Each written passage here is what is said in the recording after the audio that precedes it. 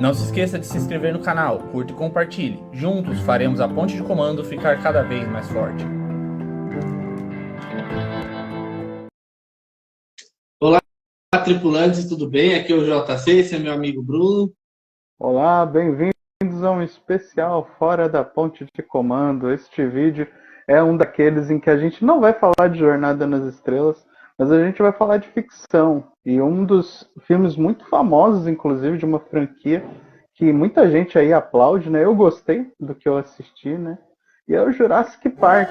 Conta mais, JC. É isso aí, hoje eu estou muito feliz porque a gente vai falar sobre um dos melhores filmes que lançaram nos anos 90. A gente vai falar sobre Jurassic Park. Eu tenho muita história para contar sobre Jurassic Park, muita coisa pessoal. Mas antes de mais nada, não se esqueçam do que mesmo? De se inscrever no canal, curta, compartilha. Deixem embaixo nos comentários o que vocês têm achado dos nossos vídeos, sobre nossos vídeos de espécie, sobre as outras playlists. Lembrando que tudo que a gente falar aqui é minha opinião e a opinião do Bruno. E que como é um filme que ele já tem mais de 30 anos, então não tem como evitar você spoiler, não viu, né? então você não quis. Então fica ciente aí que não tem como evitar spoiler. E mesmo que tivesse, Jurassic Park é incrível e eu não tenho como falar de Jurassic Park sem spoiler o filme inteiro, ok? Então vamos lá. Bom, Bruno, começa por você, porque eu vou demorar muito para falar a minha história com Jurassic Park, ela envolve muitas pessoas. Então, começa com você. Não fala o que você achou, eu quero saber de você, a sua história. O que você... Minha história com Jurassic Park? Bom, Jurassic Park me faz lembrar um pouco da minha infância, né? Eu confesso que eu vi esse filme já tem uns 20 e tantos anos, né? Uns 28. O filme já tem mais de 30, né? Ele é de 93, né? E assim, reassisti ele para fazer esse vídeo aqui com vocês e eu gostei, é um filme bom. Só que ele é um filme que deixa um ambiente para você esperar a história continuar. Nisso ele me lembrou um pouco Tropas, porque o final do Tropas ele deixa um vácuo para ir agora. Esse também é do Spielberg, né? E assim, tem vários easter eggs das obras do Spielberg nesse filme, né? Mas assim, sendo músico, a primeira coisa que eu reparei, o filme ele começa com um instrumento de sopro e não com o tema principal que eu conhecia, né? Que é aquele tan, tan, tan, tan. Não é assim, ele começa com um sopro tribal, né? E aí ele já cai numa cena de acidente de trabalho, né? Eu achei assim, poxa, chocante, né? Como é perigoso, né? E aí eles estão lá naquela ilha, né? Na ilha do Nublar, né? Claro que eu não vou ficar aqui falando do filme, vão lá e assistam, né? Mas a minha impressão é que é um filme com uma boa tônica e bons temas para se tratar. Bom, dá para ver que o Bruno não gostou do filme, né? Pelo meu sorriso no monólogo, dá para vocês verem que eu gosto muito desse filme. E assim, não gosto pouco, não, eu gosto demais, desde pequeno. E porque Jurassic Park moldou o meu gosto por cinema. Ele é muitas coisas, e se eu gosto de cinema hoje, é por causa de Jurassic Park. Eu acho que tiveram dois, eu acho muita coisa. Tiveram 3 filmes que moldaram o meu gosto por cinema. O primeiro deles foi Jurassic Park, que foi uma introdução muito grande no cinema. O segundo foi Alien, que foi a introdução para o cinema de terror. E o terceiro é Exterminador do Futuro, que foi a introdução para a ficção científica. Então, esses 3 formam uma tríade na minha cabeça, que são filmes que vocês vão ver sorrindo de orelha a orelha, sempre que eu for conversar. E onde a minha história com Alien começa? Perdão, corrigindo. Eu tô tão emocionado que... Como a minha história com o Jurassic Park começa? Começa com uma fita VHS. E ela não era nem minha. Eu tenho, ela está jogada em algum canto da casa, eu até procurei baixar para vocês, mas tem tanta coisa em cima que acabou que eu não consegui. Mas ela começa com uma fita VHS pirata, que não era minha, era da avó do meu sobrinho e da avó materna do meu sobrinho. E acreditem se quiser, eu assisti essa fita o dia todo. E isso não é nem um pouco saudável, tá? Eu colocava Jurassic Park todos os dias para me assistir, porque eu sempre buscava... exagero. De verdade, assim, eu sempre buscava coisas novas que eu não tinha visto naquele filme. Eu era uma criança. Tava fazendo arqueologia com VHS. Tava fazendo arqueologia com Jurassic Park, sabe? E eu sempre buscava coisas novas. Então, começa aí a minha história com Jurassic Park. Foi uma bela de uma introdução ao cinema. Foi uma introdução para mim aos dinossauros, porque se tem uma coisa que eu sou apaixonado, igual uma criança, é dinossauro. Vocês vão ver que aqui na minha estante, talvez aqui não dê para ver tanto assim por causa da câmera, mas eu tenho dinossauro na minha casa inteira. Eu tenho dinossauro no meu quarto, eu tenho dinossauro em cima da minha geladeira. Eu acho dinossauros... Um dia a gente ainda tem que entrar nessa conversa aqui, porque eu acho dinossauros uma das coisas mais incríveis que a ciência em si já trouxe pra gente. E ver dinossauros daquela forma foi, assim, apaixonante. Eu era criança, pra minha história, quando eu era criança, pra minha história não me atingia. Eu fui entender a história conforme eu fui ficando grandinho, fui aprendendo. Mas, pra mim, ver aqueles animais daquela forma foi completamente incrível. Foi muito diferente incrível. De ver uma ossada, né? Exatamente. É completamente diferente, sabe?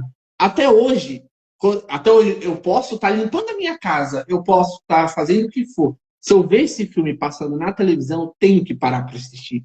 Ele e as inúmeras sequências que ele teve, que a gente vai falar no decorrer desse vídeo. Mas essa é a minha história com o Jurassic Park. Eu fui crescendo, claro, todo mundo cresce, é inevitável. Mas o meu gosto por dinossauros e por Jurassic Park, ele nunca se perdeu. Eu tenho história também com o segundo filme. Eu tenho muita história com o terceiro. Depois eu tenho uma história muito incrível que eu vou contar no decorrer do vídeo, muito incrível e vergonhosa que eu vou contar no decorrer do vídeo, com o Jurassic World, que veio muitos anos depois. Eu tenho livro, enfim, a gente vai falar muito sobre isso, ok? Então, vamos lá. Antes da gente começar, deixa aí nos comentários qual o seu dinossauro favorito, qual o filme favorito, o que é que você está achando desse especial que promete ser o mais incrível que a gente fez até hoje. Se vocês acharam que Tropas Estelares me tirou do chão, Jurassic Park é outro nível. Então vamos lá. Brunão, qual que é a sinopse de Jurassic Park?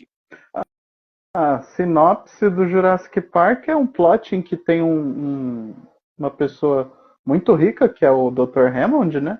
Ele tem um conhecimento sobre arqueologia e paleontologia, isso é notório, né? E além do poder financeiro dele, ele tem um sonho de trazer isso para as pessoas poderem verem em loco, né? Não somente pelos livros ou por fotos e quadros como é tradicionalmente. Mas assim, ele vai, né? Contrata 2 paleontólogos. Eu achei legal que ele pagou o salário de 3 anos, né? Para os caras aceitar, né? Porque ele estava financiando uma escavação. E é claro, né? Pô, o cara chega, ó, tá aqui, ó, 30 meses de salário para vocês virem comigo e dizer se o parque é seguro. E o filme todo a gente vai ter esse debate de fundo, né? Porque o negócio é ação, né? Embora seja um filme de animais e não de monstros, né? Como o próprio Spielberg fala, ele é um filme de muita ação, né? De correria, de efeitos especiais, sonoros também, né? Luminosos. Então, assim, ele tem o tom e o tempero de muita coisa boa, né? Mas, assim, eu achei que o Hammond, ele é um pouco iludido da situação. Você colocar feras com 30 metros de altura, um pescoço de 9 metros de altura, toneladas e toneladas de peso, é totalmente inseguro. E o cara bota... Assim, é um debate que talvez a gente faça no meio ou pro final do vídeo, mas o cara colocou até os netos nisso. Eu vi isso com um pouco de incômodo. Mas ele é um cara apaixonado e ele acredita realmente que ele está fazendo algo positivo. Mas a gente vai ver que não é. Na verdade, é uma coisa muito negativa, um impacto ambiental, né, um impacto ecológico muito grande, porque, obviamente, não existe nenhum predador para um dinossauro, né? Seja ele de qualquer espécie. Então é um desequilíbrio ecológico tremendo que isso vai causar. A gente vai falar sobre as motivações do Hammond e a gente vai entrar num debate, porque eu acho que depois de anos assistindo esse filme, eu consigo finalmente... Assim, embora isso não seja tão difícil, eu entendo exatamente o que o Hammond tentou fazer e a gente vai conversar um pouco sobre isso. Bom, Essa é a sinopse. É um milionário, ele quer criar um parque, mas não é um parque comum. Em vez de ser um parque com brinquedos, ele quer criar um parque com atrações vivas. E essas atrações vivas são dinossauros que voltaram que foram recriados geneticamente. Como ele fez isso é explicado no filme, é bem detalhado no filme, inclusive, não deixa nenhuma margem para dúvida sobre como ele fez isso. Mas antes de a gente falar da forma, vamos conversar sobre o elenco desse filme. Porque ele é um elenco que, à época, ele já tinha sido... Ele já levava muita gente famosa, por exemplo, o Sam Neill. Uhum. Pausa. Essa blusa é mais quente do que parece. Tá frio aí, Gia? Só porque você tá de blusa, cara. Tira a blusa. Só para ficar a caráter, só. Ah, tá. Tudo bem. Fica mais elegante. Bora lá. Mais elegante. Outra vez, então. 1, 2, 3. Bom, vamos conversar então. Vamos ver o que o Bruno achou do elenco desse filme. Bruno, você já conhecia o trabalho do Sam Neill antes? Não. O primeiro filme que eu vi ele foi no Jurassic, pra você ter uma ideia. Antes, não. Só depois. Ele já tinha participado de alguns projetos no cinema, ele já era um ator reconhecido. O principal deles, ele fez Possessão, que era um filme de terror. Eu nem acredito que o Bruno conhece esse filme, porque o Bruno não é fã de filme de terror. Nunca mais vou fazer o Bruno de filme de terror, mas isso é outra história. Além do Sam Neill, entra como Dr. Alan Grant. Dr. Alan Grant é um paleontólogo. Ele tá, na época que o filme é lançado, ele está na faixa de seus 30 anos. E ele não... Dá para perceber logo no começo do filme que ele meio que tem problemas financeiros com a escavação. Não é surpresa para ninguém que ciência em si é uma coisa muito abstrata. Principalmente paleontologia. Você fazer especulações sobre animais mortos há 65 milhões de anos, tipo, não arranca dinheiro de muita gente. Então, não é de se surpreender que quando o Hammond chega com o talão de cheque, ele se entrega tão fácil. Afinal de contas, é o trabalho da vida dele. E pelo que se entende, o Hammond ele já financia os estudos. Porque o Hammond, existe uma diferença entre ele dos livros e ele dos filmes. Dos livros, ele é bem mais vilanesco, tá? Ele é como um Walt Disney do mal. Inclusive, grande parte do que acontece no parque, nos livros, acontece não por problemas técnicos ou por incompetência de alguém ou ganância, mas por conta de tudo isso somado do Hammond. Ele é um cara nos livros que... Ele se encaixa em tudo que o Bruno falou no começo da sinopse. O Hammond, ele é um personagem nos livros que ele não se importa com as consequências, desde que ele alcance o que ele quer. Então, os netos dele, nos livros, pouco se importam. Ele usa os netos como uma forma de tentar amolecer o coração dos personagens. Sorvete enquanto os caras estão no mato. Mas aí eu vou... Não. Aí eu vou defender ele, mas a gente vai chegar lá. Mas é só... Aqui que eu tô falando isso é só para diferenciar o Hammond do livro do filme, porque eles têm bastante diferença mesmo. Mas o Alan Grant, ele não tem muita. Talvez ele tenha na parte de que no filme ele é um personagem que aparenta-se talvez um pouco menos atlético, um pouco menos sagaz, assim, fisicamente do que ele é nos livros. Nos livros ele parece aqueles heróis mesmo dos anos 80, sabe? Tipo, aqueles caras fortões que vivem em altas aventuras por aí. Nos filmes ele parece... Indiana Jones bombado. Tipo isso, ele é um Indiana Jones bombado. Já nos filmes, ele aparenta ser um cara bem mais cauteloso. Deixa eu só tocar essa música aqui. Eu acho que ele é bem crível no filme. Não li o livro, mas no filme ele é bem crível. Sim, no filme ele é um cara bem mais cauteloso. Ele parece estar sempre... Em alguns momentos ele está sempre com um pé atrás. Já nos livros, não. Nos livros, ele é bem um cientista mesmo. Ele gosta de investigar. Ele se põe em risco por algumas coisas. Tem até algumas cenas no filme que ele faz isso, mas não é tanto quanto no livro, ok? Tirando ele, o próximo personagem é a Laura Dern. Nossa, gente, eu tô realmente emocionado. Eu tô perdendo tudo. É a Ellie Sattler, interpretada pela atriz Laura Dern. Exatamente. também que já era conhecida no cinema, ela já tinha lá suas obras, apesar de eu nunca ter sido muito assíduo do trabalho dela fora de Jurassic Park. E a doutora Ellie Sattler, ela é uma paleobotânica. Então, se o ramo do Grant já é difícil de estudar, que é sobre biologia animal, já está morto, o dela é muito mais difícil. Porque além de animal, ela estuda planta, né? Exatamente. Mas isso não quer dizer que ela estude só plantas mortas há 105 milhões de anos. Não, ela tem conhecimento moderno de plantas, ela faz comparações. E ela é meio que um par romântico para ele, só que nunca que esse romance ele fica muito preparado assim no. É isso que eu ia te perguntar, porque deu a entender que eles têm alguma coisa juntos, alguma relação juntos. Mas logo no início do filme tem aquele debate sobre filhos, depois tem a parte da. Assim, não sei se é por conta da escolha da direção e da produção, mas não fica claro a preocupação dela quando o Alan cai no carro e ela vai atrás dele com outro tratador lá de animais. Então, assim, é meio solto, é muito solto essa relação dos dois. Dá-se entender que ela, na verdade, é aprendiz dele, que talvez ele tenha uma química, depois nos outros filmes isso vai ser explorado, mas dá-se entender que eles têm uma química e é isso. O outro personagem é o meu personagem favorito, eu acho que é o personagem favorito de todo mundo, é o Dr. Ian Malcolm. E ele é genial. Assim, o Malcolm é genial. A mosca. O Malcolm é muito legal. O Malcolm, ele é o personagem do filme, sabe? Inclusive, ele é um ator, pra mim, ele é um ator, o Jeff Goldblum, ele já tinha feito A Mosca. Então, ele é um ator muito melhor do que o Sam Neill, inclusive. Ele é muito mais expressivo do que o Sam Neill. Exatamente, ele e a Laura Dern são tipo, os atores mais expressivos que vão ter nesse filme.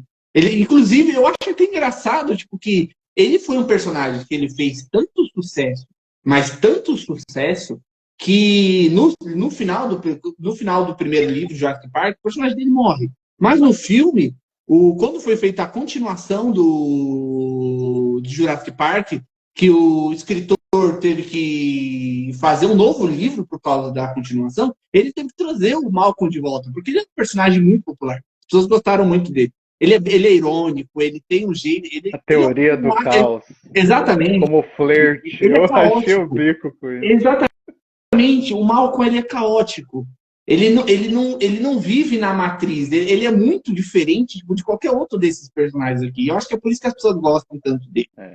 Bom, dos personagens que sobram, que são mais importantes, tem o John Hammond, que a gente já falou, que é o criador de todo esse projeto. Ele é interpretado pelo Richard Attenborough. Eu acho que assim fala o nome dele. Eu tô lendo o nome dele aqui, mas eu não consigo falar esse nome direito. E o Richard, ele faleceu há alguns anos. Ele já era bem velhinho na época, ele também já era ator veterano. Tem o B.D. Wong, que é como o cientista responsável por trazer os dinossauros de volta, que é o Dr. Henry Wu, que aqui ele vai ter um papel mais plácido do que vai ter nos outros filmes da franquia. Tem, inacreditavelmente, tem o Samuel Jackson, interpretando o Samuel Jackson. Assim, eu juro, eu achei esse filme 1 milhão de vezes. Eu fui descobrir, tipo, quando eu tinha 16 anos, que era o Samuel Jackson interpretando esse personagem. Porque eu não tinha pego esse ideia. E o Samuel Jackson, rapaziada, é aquilo. Ele é o Samuel Jackson. Ele vai interpretar ele mesmo em todos os filmes. Ele destaca. Ele destaca também, um ator de muito peso, eu acho, que ele tem um talento mesmo pra dar luz e brilho em qualquer cena. Pelo menos assim, seja em Star Wars, que eu também assisti muitos filmes que tem ele também, né?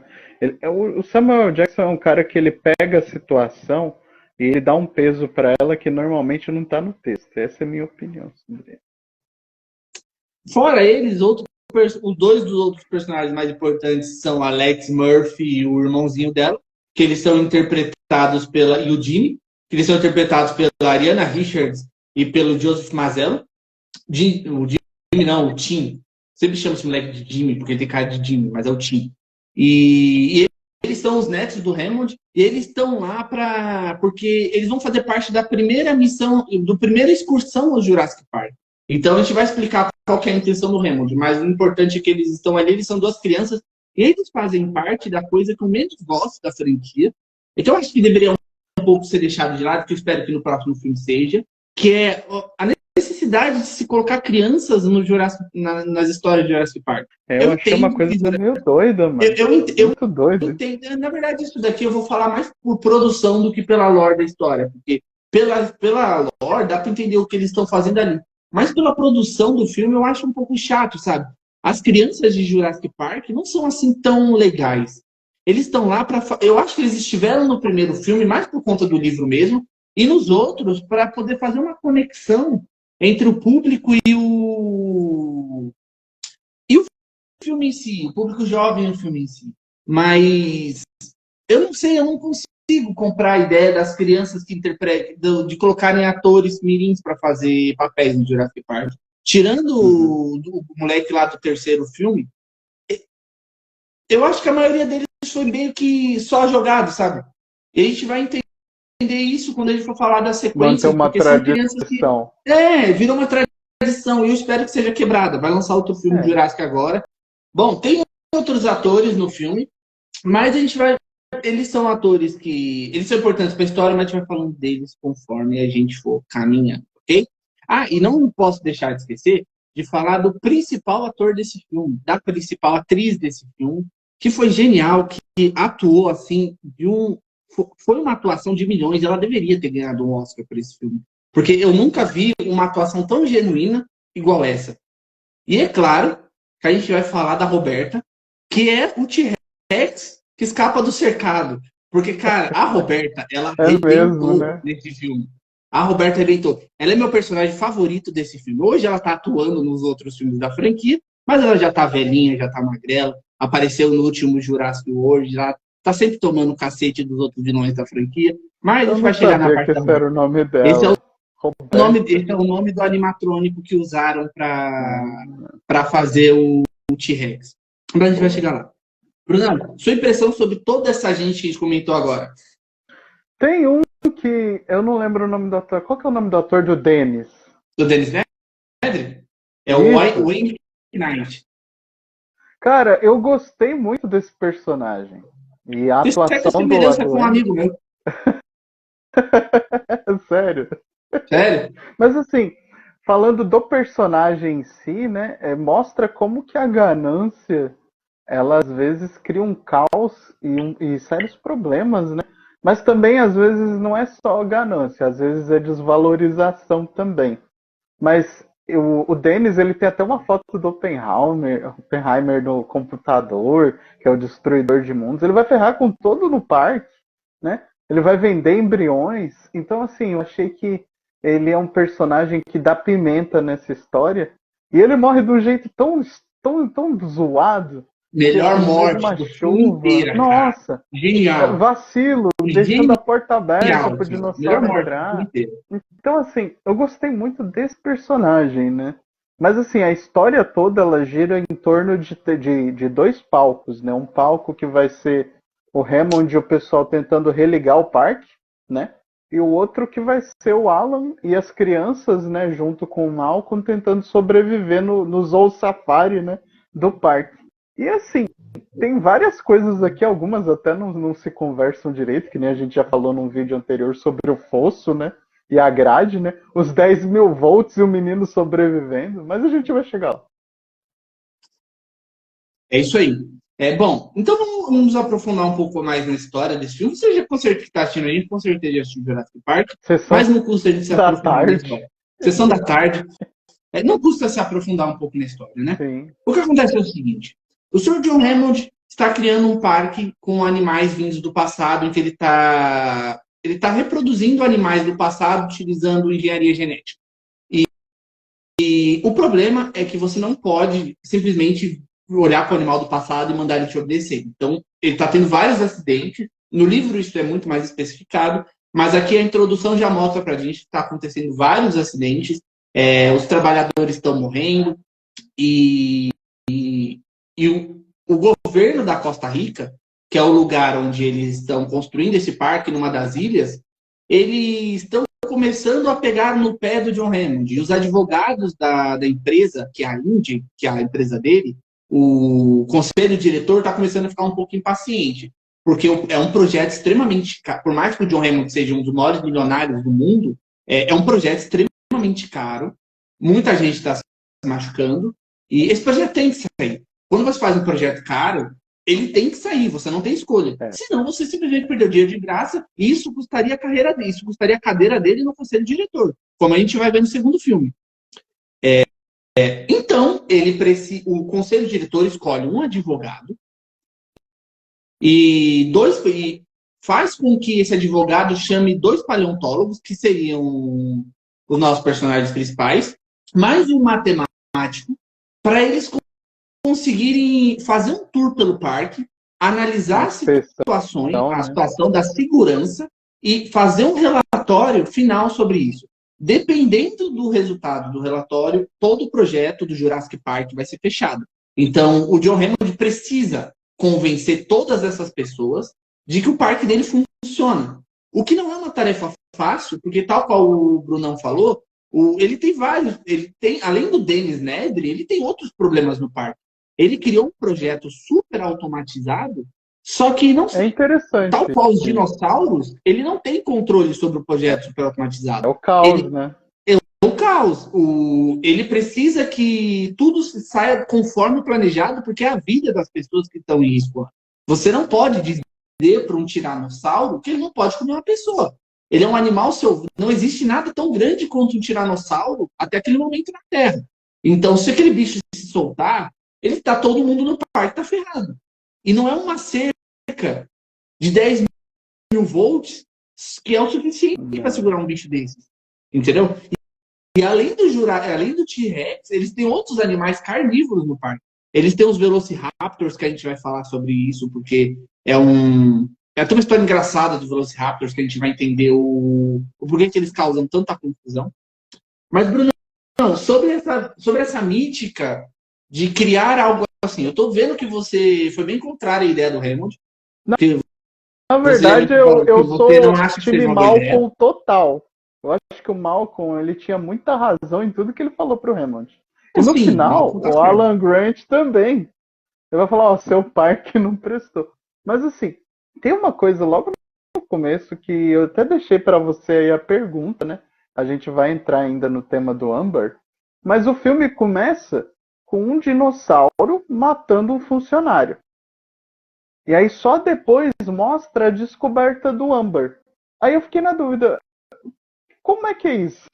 Quem veio porque primeiro? O Hammond já tinha as minas de âmbar antes de... Porque, na verdade, aquilo foi uma mina de âmbar, mas o Hammond já tinha várias minas de âmbar. Então, quando aquele cara morre, o Jurassic Park já está em produção. Montado. Isso. O Jurassic Park, ele é no arquipélago que, se eu não me engano, o nome dele é dito no segundo filme, são Las Cinco Muertes, que são as ilhas que envolve as ilhas Sorna, Nublar, Mataceiros. O problema é o seguinte, os animais, eles não são criados na Ilha Nublar. Os animais do parque... Cara, essa era a minha dúvida. Exatamente. Os animais do parque, eles não são criados na Ilha Nublar. Os animais do parque, eles são criados na Ilha Sorna, que é chamado de Sítio B, e da Ilha Sorna, eles são levados para a Ilha Nublar. E aí que acontece aquela cena do começo do filme, em que a Cleaver Girl mata o cara dentro do cercado. Porque eles estavam transferindo ela para lá. Entendeu? Agora fez sentido. Exatamente. A gente vai conhecer... Para mim, a Ilha Sorna é muito mais legal que a Ilha Nublar. Mas a gente vai falar disso quando a gente for mencionar o segundo filme. Mas é isso. Bom, a premissa do filme é essa. O grupo ele vai se juntar para... O Hammond lhe oferece dinheiro pro Alan e para Ellie, para eles avaliarem o parque. Ele vai financiar as pesquisas deles. Junto com eles vai o Malcolm, que é um matemático, porque eles precisam de uma avaliação. E o Malcolm ele já tinha história pregressa com o Hammond. Ele trabalhou, se eu não me engano, ele já trabalhava com algum projeto do Hammond antes. O segundo filme fica implícito que eles já se conheciam. Na verdade, até nesse primeiro já fica implícito que eles já se conheciam. O Hammond ele é meio como um consultor. Vai o Genaro, que é o advogado. O Genaro é muito legal também, eu gosto muito do Genaro, porque ele é o advogado. Tipo, Ele é aquele cara que ele tá com o pé atrás em tudo. Até o momento que ele vê que dá para ele ganhar dinheiro, então ele vai vamos de ficar ricos. Nós vamos ficar aí ricos, ele vira ganancioso. Com isso. Exatamente. E fora os dois, vão os dois filhos pequenos. Os pais estão em processo de separação. Dois netos, né? Isso, correção, os netos. Os netos, os pais deles estão em processo de separação. E talvez no filme é especificado que o Hammond levou eles lá para eles passarem o final de semana enquanto os pais resolvem o processo. Tá seguro. Exatamente. No livro, o Hammond já tem outras intenções. Ele leva para amolecer o coração de todo mundo, para eles verem como o projeto é incrível. Bom, a missão é essa, e é claro que não vai dar certo por uma infinidade de razões. Principalmente o Nedry.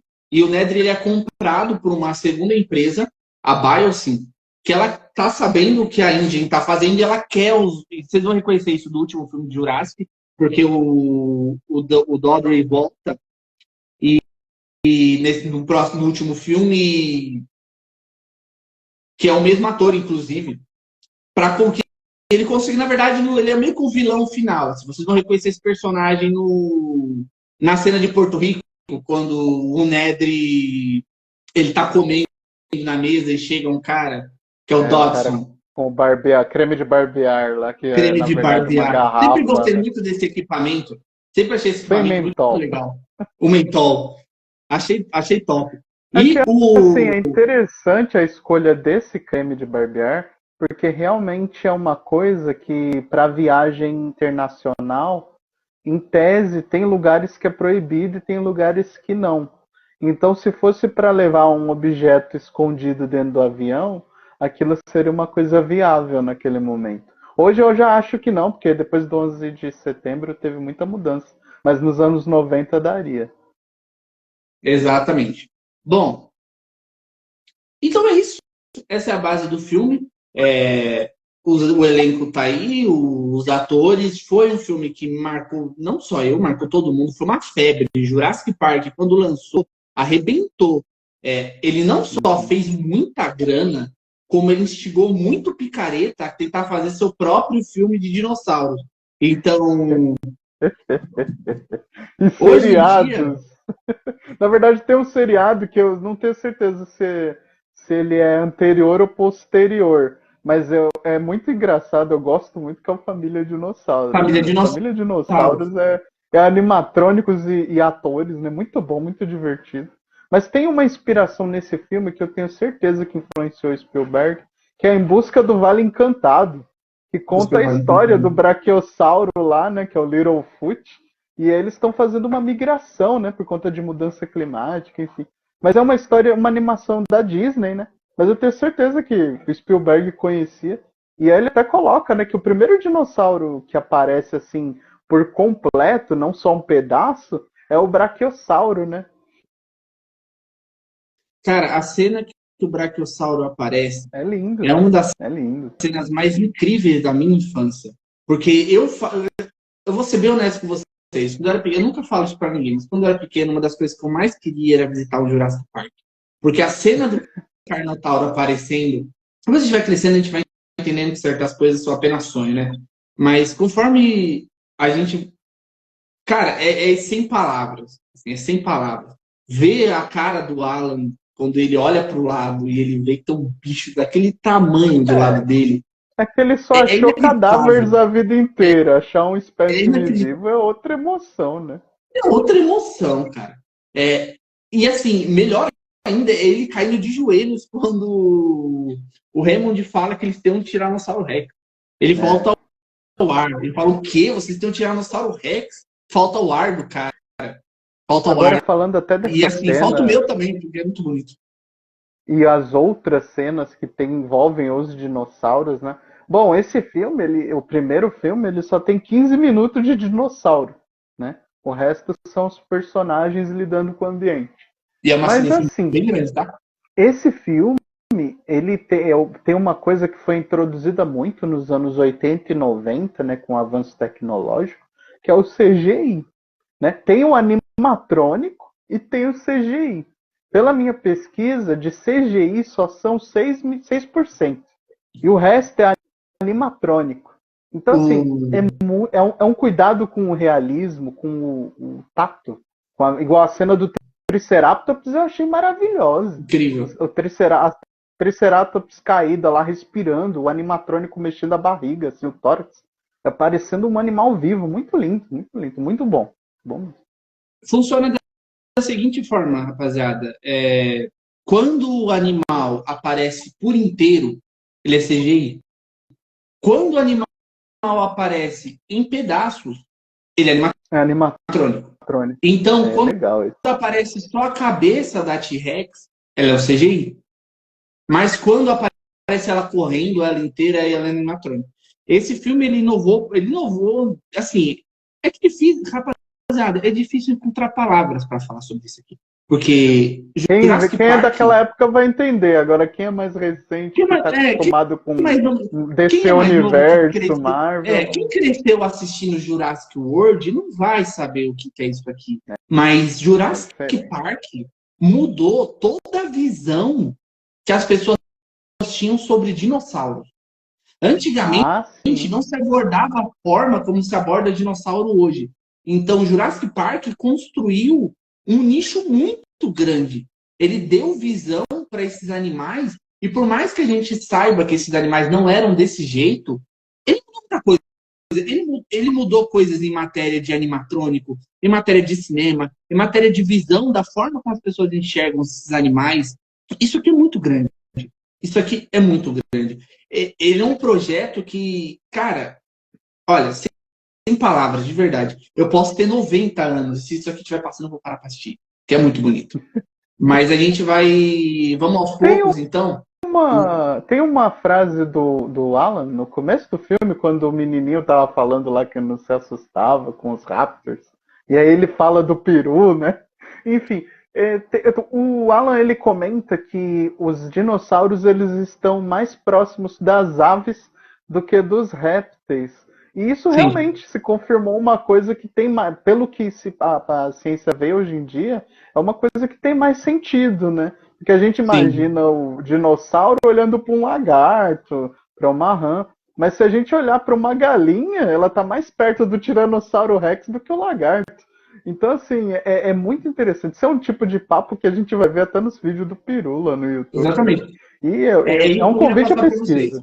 Tem 2 canais aqui no YouTube que eu recomendo muito para vocês entenderem. Assim, eu não sou paleontólogo, então o que eu falar vocês podem querer questionar sempre. Mas tem 2 canais aqui no YouTube que vocês precisam ver para entender o universo dos dinossauros, como funciona, que são meus 2 canais favoritos. O primeiro deles é o canal do Pirula, porque o Pirula é paleontólogo e, assim, é genial. Quando ele fez a playlist dele sobre dinossauros, que ele demorou muito tempo para fazer, inclusive, que ele fez sobre os gêneros, os tipos de dinossauro, eu achei ela toda. Eu achei ela genial, achei ela incrível. E o outro é um canal, ele é até um pouquinho desconhecido ainda, chama Eu Coleciono Dinossauros, que ele é de um rapaz bem simpático, e eu também eu acompanhei ele durante muitos anos. Hoje em dia talvez não, porque com o nosso canal agora fica um pouco mais difícil, mas que também é um canal muito bom, que ele também te explica muita coisa. Se eu não me engano, ele também é paleontólogo, e apesar dele falar mais sobre coleções, sobre essas coisas, ele também explica muito sobre os dinossauros.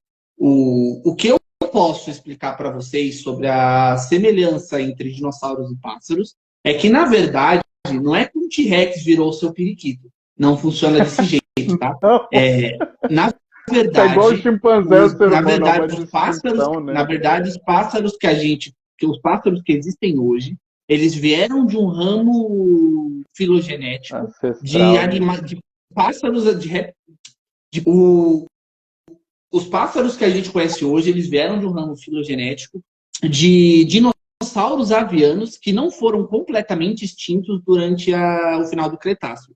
Então, não é que o estegossauro virou a pomba que você chuta na rua, não tem nada a ver. Mas vai lá no canal desses caras. Eu vou deixar aqui no card para vocês visitarem o canal deles e deixarem lá a sua curtida para eles também, ok? Que é um trabalho muito legal.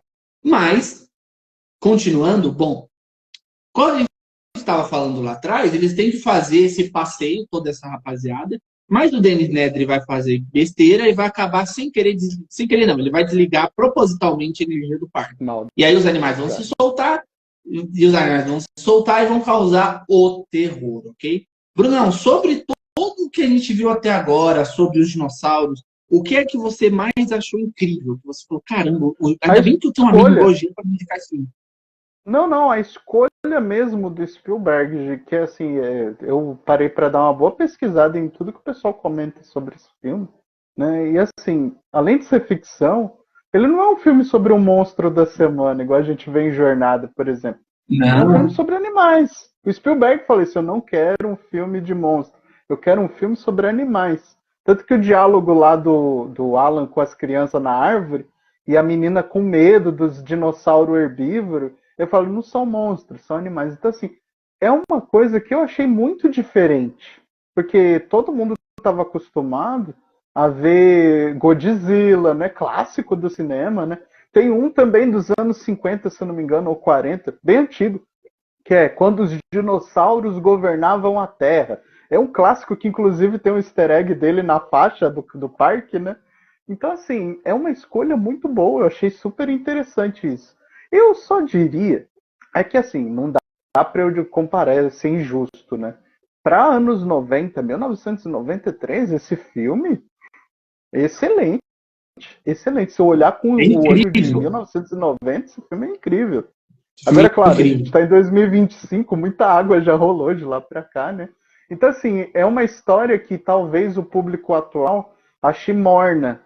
Mas como ela é pioneira, nossa, é água fervendo isso aqui, é café de primeira, como eu gosto de café, é café de primeira isso aqui. Mas assim, o dilema do parque é que o que eu não compro é como é que um cara com tanto poder e conhecimento como Hammond não pensou em sistemas de segurança melhores. No sentido de que, pô, a tempestade é o caos, né? A tempestade que vai vir na Ilha Nublar também vai atrapalhar. Então não é um problema de um cara só desligar o parque. É uma tempestade, né? Às vezes é uma doença. E até a questão do DNA da Han lá, que muda de sexo. Eu fiquei curioso isso. Eu até ia te perguntar sobre isso. Acho que é legal a gente falar desse tema. E isso que você está falando... isso mesmo ou é ficção? Porque eu não achei essa informação. Eu acho interessante disso que você está falando o seguinte, você questionou tudo isso, mas esse é um questionamento que o próprio filme faz. O próprio filme faz esse questionamento. Enquanto o Alan e o resto das crianças, o resto da equipe estão fazendo o passeio pelo parque, o Hammond está na sala de controle com o Samuel e eles estão quebrando a cabeça para entender todos os problemas que estão acontecendo. E isso também acontece no livro. O Samuel pega e fala pro Hammond, olha, a gente tem muitos problemas. A gente tem bug de telefonia, a gente automatizou tudo, mas a gente tem bug de telefonia. Se você, ele não exatamente dessa forma que fala, mas mais ou menos assim, se você liga a luz da cozinha, cai o telefone. Se você liga a geladeira, o telefone volta, mas desliga a luz da cozinha. Uma peça tecnológica muito avançada para uma época que não tinha infraestrutura, né? Tudo isso não pode interferir com as cercas externas do parque. Porque por mais que a gente só veja T-Rex e os raptores, tem outros predadores lá. Quando o Nedry vai para roubar os embriões, a gente vê o nome dos outros predadores nos embriões que ele rouba. Então, além disso, eles têm os carnotauros no parque. Eles têm os gilofossauros também, que, cara, são animais muito perigosos, inclusive, que deveriam, tipo, aí eu concordo que eles deveriam ter um controle muito melhor. Mas aí eu também tenho a minha teoria sobre o porquê que eles estavam tão mal colocados no parque. Mas a minha pergunta principal é essa questão que o próprio Malcolm falou que a natureza encontra um jeito. Porque eles falam lá, o doutor, na hora que eles saem do parquinho lá, girando a telinha de cinema, eles abandonam aquelas cadeiras. Eu gostei daquela atitude do Alan e do Malcolm. Porque, pô, os caras cientistas, eles não estão ali para curtir o parque, eles estão para avaliar tudo. E eu achei meio estranho, pô, invadir o laboratório sem uma luva, sem pôr uma touca, sem lavar a mão, nada, não põe uma roupa de proteção. Então, assim, mas tudo bem, esse não é o problema principal. É sério esse negócio das rãs da África que muda de sexo ou é uma invenção da história isso? Não, Eu fiquei não curioso, eu acho sei, que muita gente não ficou. sei, não sei, mas vou procurar saber. Mas eu não duvido. É, Inclusive, quando eu fazer a edição desse vídeo, quero muito fazer a edição desse vídeo, porque quando eu fizer, eu vou colocar o. Vou colocar qualquer artigo que eu acho sobre isso aqui. Mas eu é não muito duvido. interessante isso, né? Muito interessante. Mas se for, então o doutor Henryu cometeu um erro crasso. É, escolheu E a não rã que ia dar pesquisar o que ruim. ele tá, o DNA do que ele estava colocando antes de. Mas de qualquer forma, Mas assim, é meio bizarro imaginar um dinossauro gigantesco ter essa capacidade naturalmente. Mas mas é aí, interessante para ficção, né? Muito interessante. mas aí só quem mudou de DNA foram os raptores, né? É, parece que A sim. Rex não mudou. A Rex era Então fêmea. alguns conseguiram Alguns reproduzir. conseguiram, outros não. Interessante, interessante. Alguns conseguiram. Inclusive, nos livros, o Raptor muda de sexo, mas eu não sei se no filme ele muda, se é ele. Mas Eu acho que o Alan fala outra que é um ovo de pergunta. dinossauro. Eu para esse vídeo, eu assisti o primeiro, né? Nossa intenção é falar do primeiro principalmente. Não só da franquia toda, mas o que aconteceu com a garrafa do barbeador? Ela Porque ela ficou na volta lama no último lá. filme da franquia. Ah, então ela Mas tá ela lá volta ainda. como um easter egg. Ela volta como um easter egg. Os embriões já estão mortos há muito É, tempo. Mas ela volta como um 36 easter egg. Não horas, tem né? como eles terem sobrevivido, mas Mas eu ela volta como um easter egg. senti que aquela garrafa solta era uma ponta para um gancho de alguma coisa. Sim, Aí eu fiquei na dúvida, será que eles é, usaram? era um gancho, mas eles não causaram esse gancho em si. A franquia foi para outro rumo. Mas, de qualquer forma, o... eu, cara, inacreditável. Eu enxergo a forma como o Raymond fez as coisas no parque como uma tentativa de um legado, sabe? E eu confesso que nesse Dá para filme. entender isso na conversa do sorvete. Dá para entender isso. Exatamente. Sabe, na conversa do sorvete, o Raymond estava completamente desarmado. Ele não tem o que fazer. Ele é um homem velho que já criou, ele é milionário, ele já criou tudo que ele podia ter criado e nada que ele criou, tipo, foi de grande, pelo que se entende, foi de grande relevância. É Apesar um da circo Índia de pulgas. é um circo de pulgas, exatamente. Tudo que ele faz é opaco. Ele nunca criou uma coisa que as pessoas pudessem olhar e falar assim, caramba, que incrível isso que o Raymond fez. Não. É o Walt Disney. Não, eu acho que ele nem chega a ser o Walt Disney, sabe? Porque o Walt Disney ainda conseguiu, apesar de hoje em dia a Disney estar nos caminhos bem sinistros, assim, bem sinistro entre Mas aspas, ela né? Hoje em é dia tem um caminho grande, bem questionável. independente dos defeitos. É Sim, um mas acho legado que o cultural. Walt Disney no passado, eu acho que o Walt Disney no passado conseguiu de fato encantar tipo, gerações. O Sim. Walt Disney encantou a gente. Querendo ou não, a molecada de hoje pode não comprar as ideias da Disney, pode encarar a Disney como mais uma empresa que faz filme. Mas, querendo ou Tem que não, para ver a quem tem a nossa história, né? idade, a Disney, na nossa idade, a Disney era o que tinha, sabe? A Disney criou o Mickey, o Pateta, o Pluto, criou as coisas que a gente amava quando a gente era criança. A Disney O alcançou a Zorro na gente. TV. Saudade. A Disney moldou muitos dos nossos gostos. Agora, pelo que o Raymond fala, ele não conseguiu O legado. o legado dele. Ele não conseguiu o legado. E aí eu fico um pouco triste por ele, sabe? Eu fico realmente um pouco triste por ele. Eu E acho tanto que no ele um final, pouco ingênuo, mas eu acho que ele é um senhor, eu acho que ele é um senhor que tá um caminhando para o sonho. fim da vida e ele precisa deixar alguma coisa para trás. Ele não é insensível igual aos livros. Eu sempre gostei desse personagem, porque eu não nem considero ingenuidade. Eu considero que ele só está tentando fazer o legado dele ir adiante. E é Apesar um que pouco assim, se você triste. parar para pensar, quem geralmente deixa coisa marcante na história são pessoas que fazem coisas muito inusitadas, né? Se Exatamente. a gente pegar aí a ideia, por exemplo, é indiscutível, né? Não estou aqui falando de viés ou de pensamento da ideologia de ninguém, mas é indiscutível que a insistência do projeto da SpaceX em criar um foguete que pousa e decola, é um exemplo de coisa inusitada que às vezes acaba dando certo. É um legado que vai ficar para a ciência. E é só um exemplo, né? Acho que o Hammond, ele tá nessa pegada. Não, eu vou trazer os dinossauros de volta à vida. E aí ele fala também da preservação das espécies nessa conversa. Porque, pô, já pensou, o condor vai ser extinto. Ele mesmo fala, eu posso trazer o condor de volta à vida. Então, assim, é uma ideia legal. Eu só acho que ele tem uma ideia muito boa que foi mal executada, né? Foi mal executada. Faltou proteções da parte dele, só isso. Mas a ideia é boa. Que conforme a franquia for passando, a gente vai entender que o Hammond conseguiu de fato o que ele queria. No Jurassic World, no Jurassic World, o Jurassic Park ele se tornou real.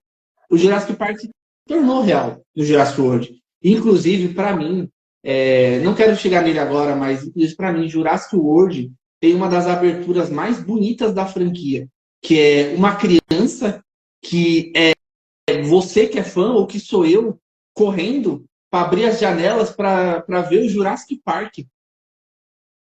É, uma pegada bem nesse estilo de parque, né? Exato.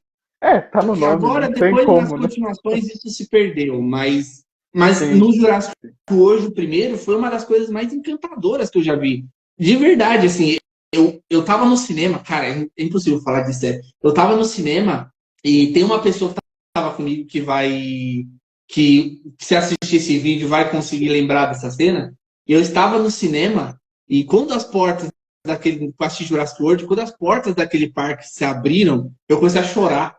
Porque a primeira vez Caraca, tu ama esse eu comecei a chorar. Meu. Cara, era a primeira vez que eu via um Jurassic Park no cinema. Porque quando eu era pequeno, eu era muito pequeno para ter assistido os outros filmes. E achei aquilo a coisa mais linda do mundo. Claro, o filme tem seus problemas, a gente vai falar dele depois, mas o filme tem seus problemas, mas para mim é incrível, para mim foi incrível. Mas, bom, gente, Brunão, até agora a gente falou da lógica do filme, a gente falou do Hammond, a gente falou dos personagens. Por que a gente não fala dos astros principais do filme, que são os dinossauros?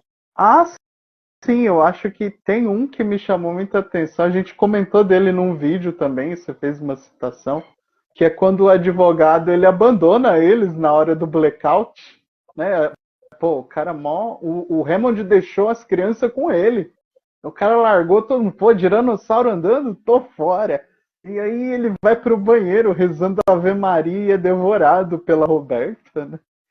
Cara, cena muito boa, bem montada. Eu não julgo. Eu não julgo porque, cara, se coloca no lugar do advogado. É sobrevivência, mas ele escolheu um péssimo lugar.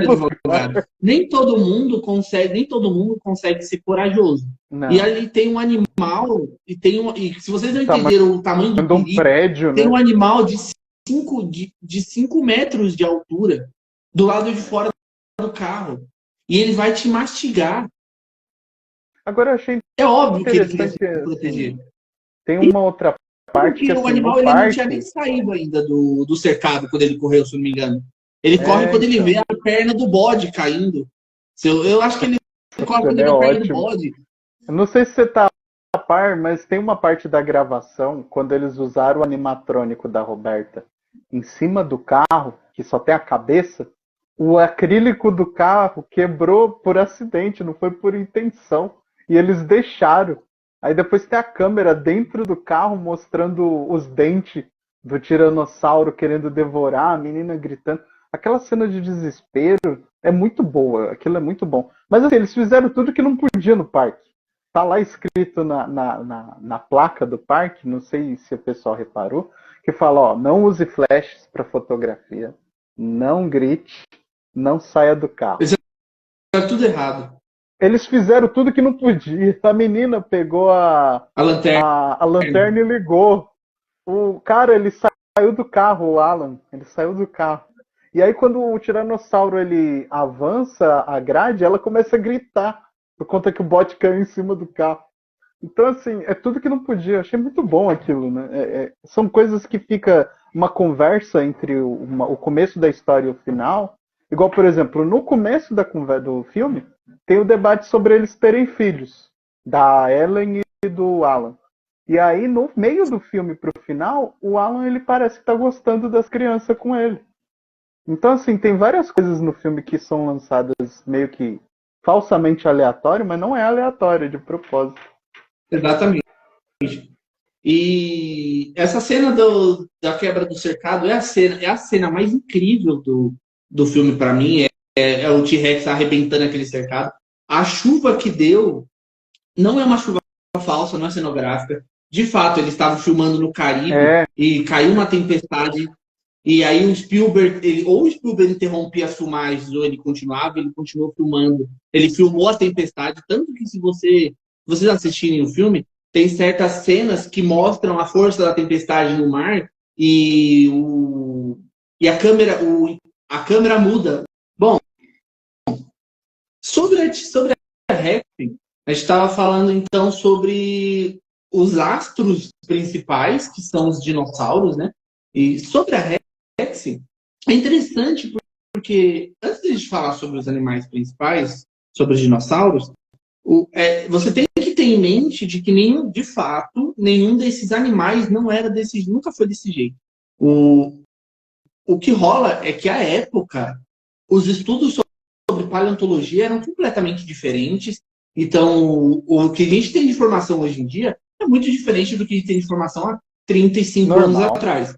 E o canon de Jurassic Park consertou isso. Depois é mencionado que, por conta deles introduzirem DNA de outros animais no código genético, esses animais acabaram nascendo de forma diferente. O próprio Dr. Henry Wu fala isso nos outros filmes lá para frente. Mas isso não impede eles de serem incríveis. O T-Rex não era dessa forma. O T-Rex ele era menor, ele era mais cabeçudo, ele era mais pançudinho. Mas a Rex em si era incrível, cara. É um animal que ele é assustador para mim, como fã. Ela é assustadora, mas ela consegue ser bonita ao mesmo tempo. Bonito? Eu acho um animal bonito. É porque no 2 cria-se a ideia de que existe dimorfismo sexual entre o macho e a fêmea tiranossauro. Então, o macho tiranossauro ele tem as costas mais verdes, ele é mais verde, ele tem as costas verdes. A fêmea T-Rex ela é mais amarronzada. E a Rex, por ser o primeiro tiranossauro do Jurassic Park, eu considero bonita. Eu considero assim, um animal, obviamente, assustador, um animal que eu não chegaria perto nem se me pagasse, mas ela é bonita, assim. É um animatrônico muito bem feito. É um animal que, de certo ângulo, eu vou deixar aqui no vídeo, acho que vocês devem estar vendo no vídeo, eu deixei um frame dela lá em Jurassic World, quando ela está em cima do heliporto. Então é um animal bonito, não tem como não falar que é. Você pode não gostar, você pode considerá-la um predador assustador, mas ela tem sua certa graça, né? Tem outros dinossauros. Gente, tem outros dinossauros que eu vou falar depois, que eu acho eles muito mais bonitos que ela, mas a gente vai chegar lá. Bruno, qual a sua opinião sobre a Rex? Grande, né? Grande, né? Grande. Assim, cara, com todos os dinossauros que a gente vê nesse filme, eles são imponentes. Até aquele que cospe o veneno no Dennis, eu não sei o nome dele.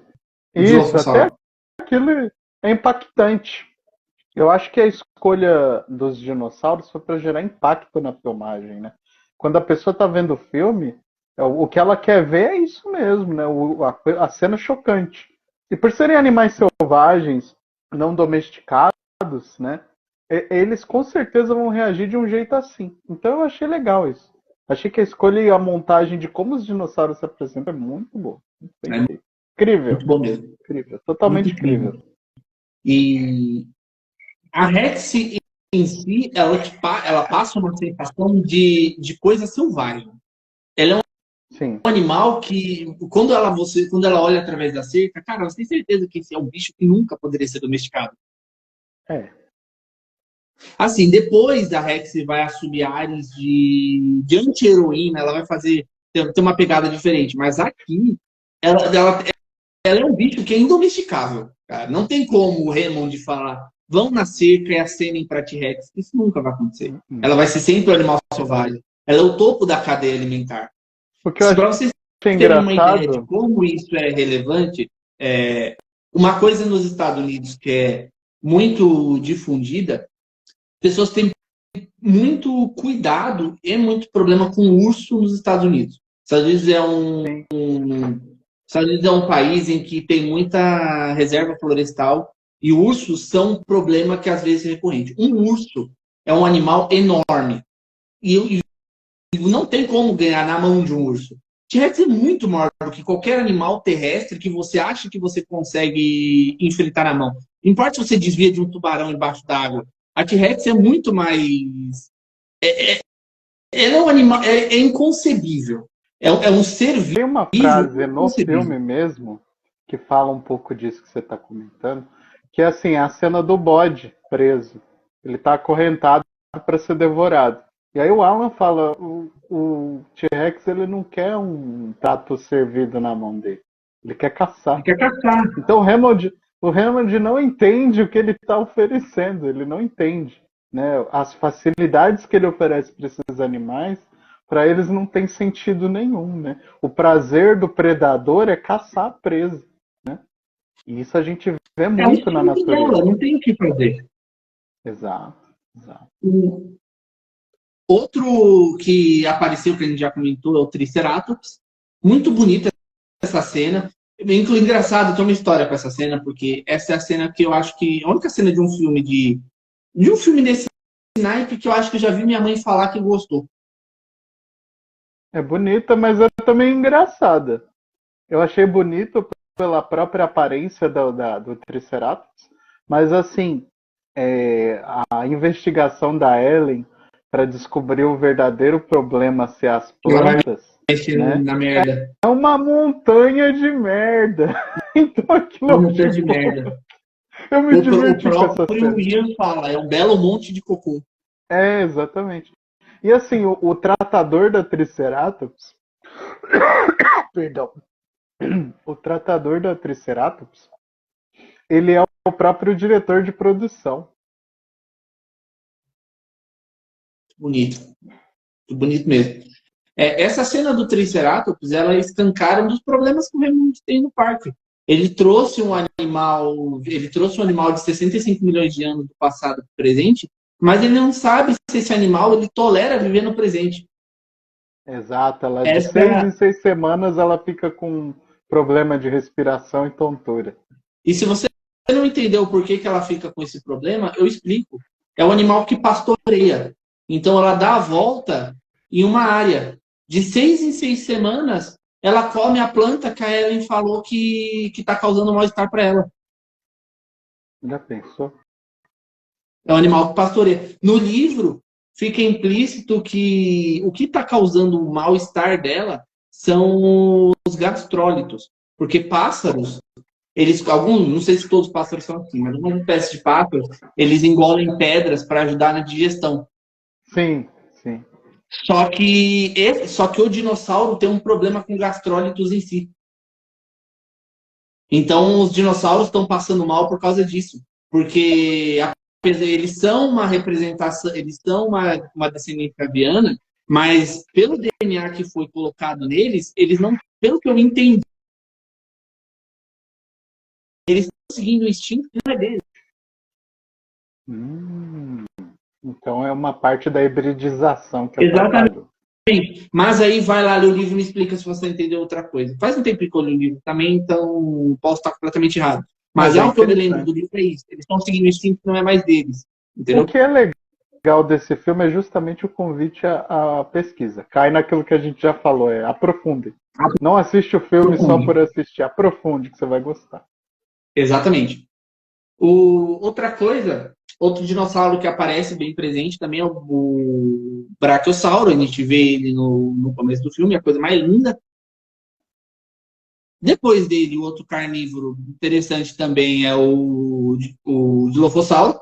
O Dilophosauro, ele tem uma diferença dele para o mundo real, porque na realidade ele não tinha as garrinhas de lagarto Cristo, que ele tem em volta do pescoço, e ele também não tinha... Ele também não atirava veneno. No livro fica implícito que ele é tipo... Não, ele nunca... Não existe... Até onde eu me lembro, não existe estudo comprovando que algum dinossauro atirasse veneno. Assim, curiosidade. Existem... Exatamente. Ela cega. Então, exatamente. Existem estudos que dizem que alguns dinossauros poderiam ter glândulas de veneno na boca por conta de achados ósseos e coisas assim, mas bater o martelo, esse dinossauro é venenoso. Não existe. Mas a gente acredita que sim, porque em todo mundo animal, em todo reino animal, tem sempre alguma coisa peçonhenta. No caso do Dilophosauro, no livro fica implícito que usaram o DNA de Naja, de cobra-rei, para conseguir completar as lacunas nos genes dele. Interessante. Por isso que o barulho é parecido também com o da cobra. Exatamente. E ele é o fim do Dennis Nedry, né? Eu gosto muito dessa cena. Que ele devora o Dennis Nedry, porque ela estabelece que o perigo... A gente ainda não tinha visto os raptores soltos, mas ela estabelece a linha de que o perigo não é só o dinossauro grande, né? Não, os pequenos são inteligentes. Assim, isso que eu queria me lembrar, até eu tinha parado para fazer uma anotação disso. O Alan, ele fala da inteligência dos raptores pro menino na conversa do peru, mas o tratador, quando eles vão tentar resgatar o carro lá que caiu da fossa, ele vai para um lado, aí ele mira num raptor e o raptor olha para ele. E realmente vem outros dois de lado e mata ele. Então o que o Alan falou pro menino aconteceu com o tratador. E assim, a outra parte é a cena em que a mulher fala, a Ellen fala pro Alan, só se eles aprenderem a abrir portas. Eles aprenderam a abrir portas. Então, assim, o que é interessante aqui é colocar que os animais, embora eles não se comuniquem com a gente, né, por uma questão óbvia, eles têm uma inteligência muito superior ao que o pessoal imagina. É uma coisa muito humana achar que a gente é o topo da inteligência. Não, a gente que é consciente, eles não são, eles só agem por instinto. A gente diminui as outras espécies, né? Tem esse papo também no Jornada, né, que o Spock lá com a baleia, né, ele começa a fazer uma telepatia com ela e vê várias coisas que a baleia sente e ele fala pro Kirk.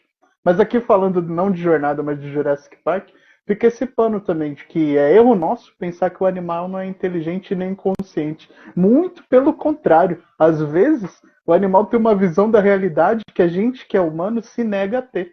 Entendeu? Você pega os golfinhos, as baleias, né? Os cachorros, os gatos. Ô, bicho inteligente. Né? Tem coisa que a gente não percebe e é através do pet da casa que a gente nota alguma coisa às vezes. Exatamente. E o outro animal que a gente tem para comentar, é claro, são os vilões finais do filme, que são os Velociraptors. Eu deixei de comentar os Velociraptors até agora, porque eles exigem uma explicação mais detalhada. O que você vê em Jurassic Park, na verdade, não é um Velociraptor. O modelo não é um Velociraptor. Opa, isso é cravado, isso aqui não é nem especulação minha, tá? Isso aqui são anos de estudos sobre dinossauros e sobre Jurassic Park. O que eles o dinossauro usado como molde é um Deinonychus. O Velociraptor tinha o tamanho de uma galinha. O problema é que o Michael Crichton... O lance é o seguinte, o Michael Crichton, quando ele foi escrever Jurassic Park, ele procurava um nome que chamasse atenção. E Deinonychus parecia muito difícil para as pessoas sentirem aversão. Então ele trocou. Ele colocou o Velociraptor. Então todos aqueles animais que a gente vê no cinema, no Jurassic Park, aqueles animais bípedes medianos que são inteligentes, que abrem portas e que são sempre tratados com temor, eles são Velociraptors. O Velociraptor, ele é só um modelo. Existem outros dinossauros com o nome de raptor. Tem Utahraptor, tem Pyroraptor. São uma família bem grande de dinossauros. Entendi. Mas esse aqui não é um Velociraptor. Então, mas a gente vai tratar isso como Velociraptor é bem menor. O Velociraptor tem o tamanho de uma galinha. E a gente vai... Vou deixar aqui, inclusive... Vocês devem estar vendo no vídeo aqui. a imagem de como era um Velociraptor de verdade, para acabar com o seu sonho. Mas a gente vai continuar tratando. Né? Mas a gente vai continuar tratando eles como Velociraptors porque o filme colocou eles assim, ok? E é interessante a gente falar sobre isso, porque essa pecha de Velociraptor grande e assassino, ela não influenciou só em Jurassic Park. Ela influenciou toda uma geração a acreditar que esses bichos fossem assim. Inclusive em jornadas. Porque tem um episódio de Enterprise que, inclusive, a gente tem um vídeo aqui sobre os Gorns, que vocês vão ver isso no vídeo dos Gorns, que o Dr. Phlox diz que os Gorns, filhotes, se assemelham a Velociraptors em matéria de inteligência e força, em aparência. Só que o Velociraptor era muito pequeno.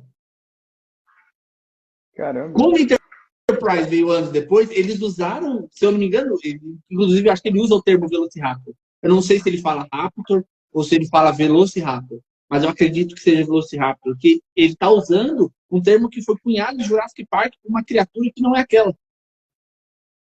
Inclusive, um Gorn não tem nada a ver com um Velociraptor pequenininho. Verdade.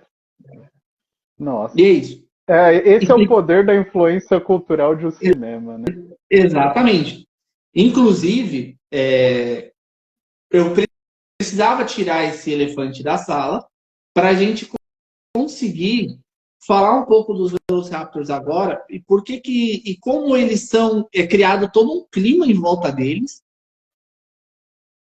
para no final eles terem vilões incríveis realmente. Os Velociraptors, durante toda a franquia, eles são encarados como os animais mais perigosos que a Indy já inventou. Longe dos T-Rex gigantescos e dos espinossauros e dos giganotossauros, os Velociraptors, eles são muito espertos. No terceiro filme, inclusive, isso é um pouco mais explorado. Inclusive, a ponto de exagero, inclusive. O que você achou dos Velociraptors, Bruno? Eu gostei da inteligência, o fato deles deixar os humanos assim numa situação bem complicada. Mas as cenas que mostra eles dentro do parque, lá daquele prédio do parque, né, elas são assim, às vezes parece sorte, principalmente do garoto, do neto do Hammond. É sorte. O cara ia ser devorado por um T-Rex. Ele ia cair da árvore, ele ia cair da ribanceira da fossa, depois, assim, é o forno que a menina não consegue fechar a porta, é um reflexo, né? O gelo escorregando porque o Hammond deixou a câmera fria aberta, porque pegou o sorvete. Então são coisas assim, meio que para dar certo, porque eu acho que na realidade, se tivesse um dinossauro daquele tamanho, com aquela velocidade, não tinha sobrado ninguém. É igual um leopardo, como o próprio tratador falou, esses bichos são muito violentos. Então eu acho que foi sorte. O que eu entendo é sorte, não tem como negar que seja sorte, mas o que eu entendo é que talvez esses animais estejam apreciando o ato da caça, né? Isso se encaixa Parece muito um gato e rato de humano e de Exatamente. Isso se encaixa muito com o que o Dr. Alan, ele fala lá na T-Rex. Ele fala, ela não quer ser alimentada, ela quer caçar. Entendeu? Então esses animais estão sendo alimentados. Tem, inclusive, a cena da vaca, inclusive, é isso. Eles estão sendo alimentados, eles querem caçar. É pura a ficção científica, a vaca de lanche, né? No guindaste, porque eles não têm como chegar lá, porque o bicho é muito violento. Isso é doido. Bom, quando você for assistir esse filme, você criança ou jovem, você vai perceber que esse filme... Aqui a gente já falou sobre os maiores dinossauros que tinha no primeiro filme, a gente pode até tocar quando a gente for falar das continuações, mas o que você precisa entender é que esse filme ele foi feito com algumas... Tem algumas inconsistências de roteiro nele, que algumas se salvam, outras não se salvam. Como eu disse lá no meio do vídeo, tem um canal aqui que chama Eu Coleciono Dinossauros. Ele é muito bom. E o cara que faz esse canal, muito gente boa, inclusive, um cara bem legal. ele se dedica, às vezes, a explorar alguns trechos da franquia em que parece que as coisas são sem sentido, mas não são. Por que eu estou falando isso?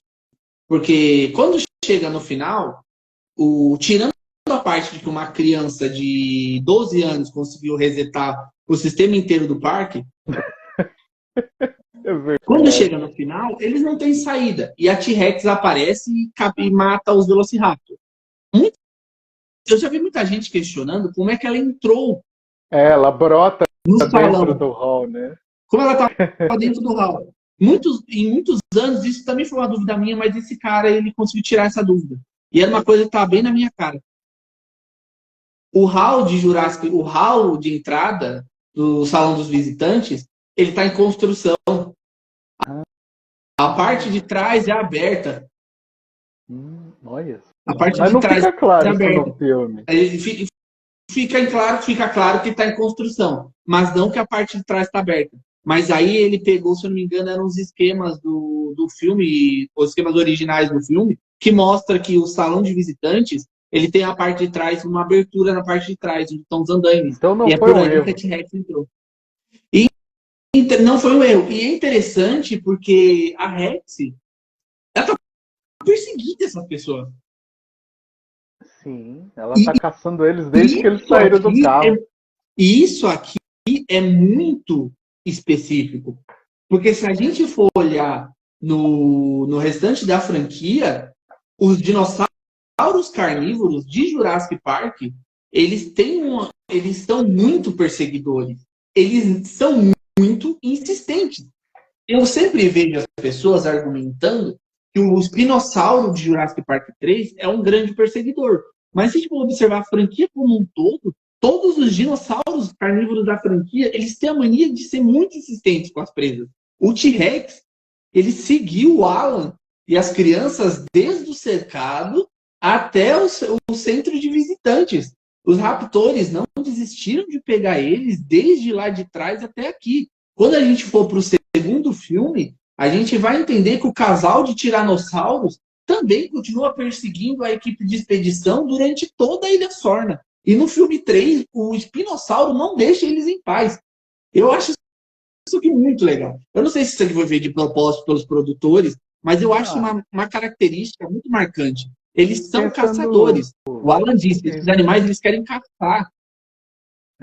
Exatamente. Essa ponta do instinto de caça, ela é muito presente nos predadores, né? A gente pega os lobos, o ser humano. Eu acho que assim, o predador mais perigoso que tem no planeta Terra vivo hoje em dia é o ser humano, né? A gente é predador, né? Tem gente que fala que a gente evoluiu, né? A filosofia, o intelecto, mas no fundo nós somos os piores predadores que esse planeta tem hoje em dia. Mas na época dos dinossauros, eles eram o que tinha de melhor de predador. Tanto que a gente talvez tenha isso na gente, porque esses grandes animais tinham neles. Né? A gente herdou isso, né? Durante o processo evolutivo. Né? Então, assim, um bicho com aquele tamanho, com aquela força física, com certeza teria um instinto de caça, de busca implacável dentro dele. Teria sim. Porque a alimentação na natureza, eu sou um cara que gosta muito de documentário, tá? E até aqueles que mostram das feras na savana, do leão, do tigre siberiano, do urso. Gente, eles não têm comida todo dia igual a gente. Então, para eles, tem uma zebra, uma gazela lá dando sopa. Cara, ele vai até pegar. Nem que demore 2 dias, 4 dias. Entendeu? Então, isso é muito bem colocado, assim. O instinto de caça dos dinossauros, eu acho que ele está bem dosado, sim. É isso aí. Bom, a gente falou o máximo que a gente podia falar sobre o filme, sem entregar muito. A gente deu spoilers, claro, sem entregar muito sobre o que acontece entre tramas. Vocês vão lá e assistam, porque é incrível. É um filme grande. É um filme, se eu não me engano, tem 2 horas e 40 de duração, alguma coisa assim. Eu falei para o JC que esse filme ele acaba com gosto de quero mais. Né? Incrível, então, assim, eu esperava que o final ia ser mais fechado. Mas é um final super aberto. E eu acho que faz sentido ver os 3 primeiros, se você quiser ter uma visão completa da primeira história, né? Não do Jurassic World, que é uma outra história já. Mas do Jurassic Park, eu acho que as três elas se fecham muito bem. Mas tem que ser as três. Você vê a primeira, é como se você vê esse primeiro capítulo. Essa é a visão. Eu penso o contrário. Eu acho que não existe um fechamento. Eu acho que não existe um fechamento na trilogia inicial. Vamos então, já que a gente tocou nesse assunto, vamos falar sobre a franquia em si, ok? Tal qual vocês ouviram a gente falar. Esse é só o primeiro. O segundo é O Mundo Perdido. E, incrivelmente, o segundo filme eu assisti muito mais na televisão do que esse aqui. Esse eu assisti em VHS, mas O Mundo Perdido, eu vi muitas vezes na televisão. Ele sempre passa, hoje em dia talvez não, porque o público mudou, a criançada, as pessoas não veem mais TV. A televisão mudou. A criançada não pega mais um gosto por isso aqui. Mas O Mundo Perdido passava muito no domingo, na Globo no domingo. Eu assisti ele muito mais do que o próprio Jurassic Park na TV aberta. Jurassic Park eu assisti na Netflix, em VHS. Hoje em dia dá para assistir no streaming. Mas enfim. O Mundo Perdido é uma excelente continuação, eu gosto muito. Ele é muito mais minimalista do que esse filme, mas eu gosto muito dele por abordar coisas novas, sabe? Não tão novas assim, mas ele mostra outro lado da criação de dinossauros. Ele mostra as consequências das coisas. Eu acho isso muito importante. Ele mostra as consequências do que as ações do Hammond fizeram. Eu não sei se o Bruce já chegou a assistir o 2, Bruno? Já, vixe. Já, né? O 2 eu já assisti bastante também. É uma coisa assim, é um pequeno parêntese, né? É interessante, né, que atualmente a gente tem essa opção de escolher o que a gente vai assistir. Mas 20 anos atrás, na época que a gente viu esses filmes da primeira vez, a gente via porque era oferecido isso na programação aberta. Ou, quiçá, se você tivesse uma TV fechada paga, né? Mas hoje em dia tá muito mais acessível, né? Mas eu assisti sim também na TV aberta. Mas assim, eu acho que os três primeiros filmes, eles envelheceram bem, porque é difícil você fazer boas sequências, igual Exterminador do Futuro no começo teve, o Jurassic Park mesmo também. Porque você pegar uma história e esticar ela para um novo direcionamento, você tem que ter uma escrita muito boa, né? Um cuidado muito bom. Coisa que a gente tá vendo faltar em algumas séries, mas isso a gente deixa pra lá. Bom, depois do Mundo Perdido, que tem a volta do Jeff Goldblum como Ian Malcolm, eu gosto do Mundo Perdido, eu acho ele um excelente filme também. A única coisa que eu não gosto, de novo, é a introdução da criança como objeto de ligação. E não vou nem falar que... Eu não vou nem falar como objeto de ligação, mas é porque a personagem da Kelly é muito chata, cara. Nossa, assim, de verdade. Eu acho que ela é a criança mais chata de... Não é não. Tem criança mais chata em Jurassic Park. Mas eu acho que a menina do primeiro é mais chata do que ela. Mas, eu não sei. O que eu gosto... Não é que eu não gosto da personagem. Eu só acho que ela apareceu no filme errado. Acontece. Eu acho que ela deveria ter um projeto mais sólido. Inclusive, eu acho que essas crianças, elas deveriam ser o futuro da franquia. Sabe? A ideia poderia como a Kelly, personagens como esses dois. O personagem como do menino do 3, que é a minha criança favorita, é a do 3. Pra mim, aquela cena dela no final, dando um duplo escarpado no Velociraptor, pra mim foi bem... É a Rey Skywalker pulando do TIE Fighter. Sabe? Tipo... Não sei, galera. Desculpa. Depois veio o que eu acho que depois do primeiro eu mais assisti, que foi Jurassic Park 3. Jurassic Park 3 é um caso curioso. Ele tem a volta do Alan, e ele é um filme que... Poxa vida. Ele é um filme muito legal. Só que ele é um filme muito minimalista. Ele é uma história muito fechada. Ele não... Mas apesar disso, ele não é ruim. Eu não considero ele um filme ruim. Eu considero, inclusive, ele um filme com muitas camadas, sabe? Principalmente da relação do Alan com a Ellie, que volta também. Como ele confia nela. Eu acho que... Eu não acho que eles... Depois vocês vão entender que eles terminam como casal. Eu não acho que eles deveriam ter terminado como casal, porque... Sei lá, é tão mais legal se você ter uma amizade que que você pode contar do que necessariamente você tem que transformar essa amizade em romance. Quem sou eu para dizer isso? Eu não posso falar. Você não pode falar, né? Mas sabe? Não, mas o que você entende que eu tô tentando dizer, tipo? Porque sim, eu entendi. Você achou clichê.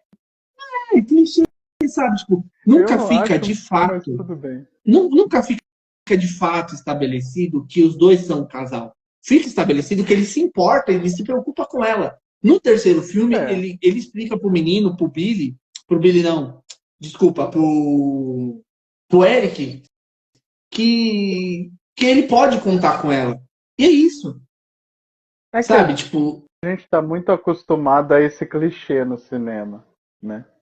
A gente tá muito acostumado a isso. Então, quando a gente vê... Isso é muito anos 90, tá? Quando a gente vê um casal, não um casal de relacionamento, mas um homem e uma mulher trabalhando juntos, era comum a gente associar isso a algum tipo de relacionamento além do profissional, né? Infelizmente, é uma coisa da época.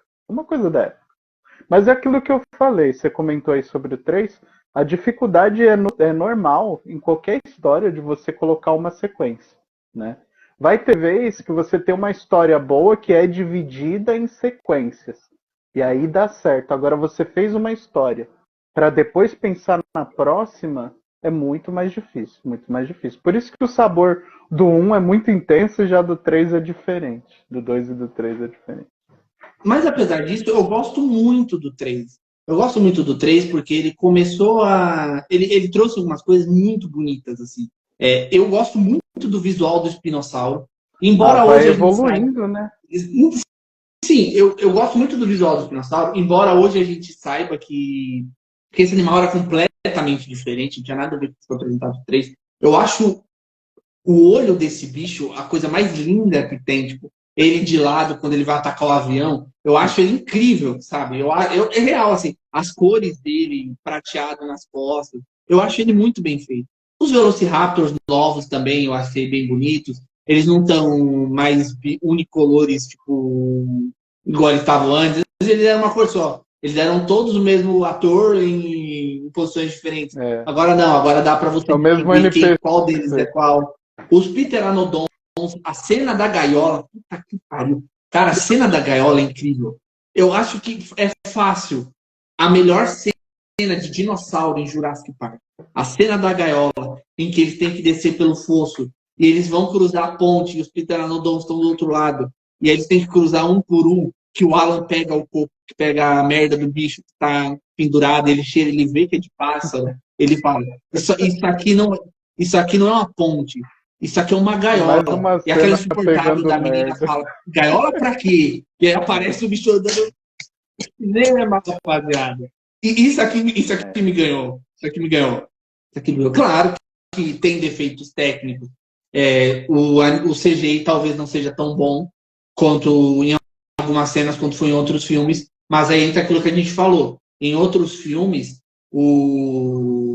eles usaram muito escuro para esconder os defeitos técnicos dos bichos. Aqui não. Aqui o filme é praticamente todo de dia. Então, quando você vê o espinossauro correndo, principalmente de frente, pode parecer um pouco estranho, ficou um pouco datado. Mas mesmo assim, é inacreditável. Vocês querem ver um filme legal, assim, pra você assistir com a sua família? Assista aqui, rapaziada. Ele é muito bom. Ele não é tão bom quanto o primeiro, mas mesmo assim ele é um excelente filme. E eu considero, às vezes, muito melhor que o 2, inclusive. Bom, fechou a trilogia aqui. Agora, Jurassic Park... esqueci de comentar uma coisa. Esse filme tem 2 personagens mais estranhos que eu já vi na franquia. Que é o Sr. e a Sra. Kirby. Nossa. Até a Amanda Kirby é insuportável. É chata. Cara, na moral, velho, ficar preso numa ilha cheia de dinossauro caindo com a Amanda Kirby. O marido dela também não tá longe, né? Também, que é outro que só por Jesus. Às vezes, mas é legal. Mas a gente passa por coisas assim, né? Tem que encontrar gente chata. Nossa, mas os dois são muito chatos. Mas é legal, mesmo assim, é legal, bem legal assim. Depois aqui fechou a trilogia, a primeira trilogia, e aqui a gente fica alguns anos sem Jurassic Park. A gente teve jogos de videogame, a gente teve A gente teve muita teoria sobre quando que ia vir um novo Jurassic Park, durante muitos anos, principalmente porque esse filme não foi tão bem de bilheteria quanto ele deveria. A franquia foi colocada na geladeira durante um tempão. Até que Calma aí, rapaziada, que agora o bicho vai pegar. Até que, em um belo dia de 2014, tinha um rapaz voltando do trabalho, sentado no ônibus, fazendo um calor desgraçado. Ele estava morrendo de sono para chegar em casa. Aí ele pegou o celular dele, um Lumia, sabe? Nossa. Aqueles Lumias, aqueles celulares muito ruins. Ele colocou no YouTube para assistir qualquer coisa e aí apareceu uma notificação.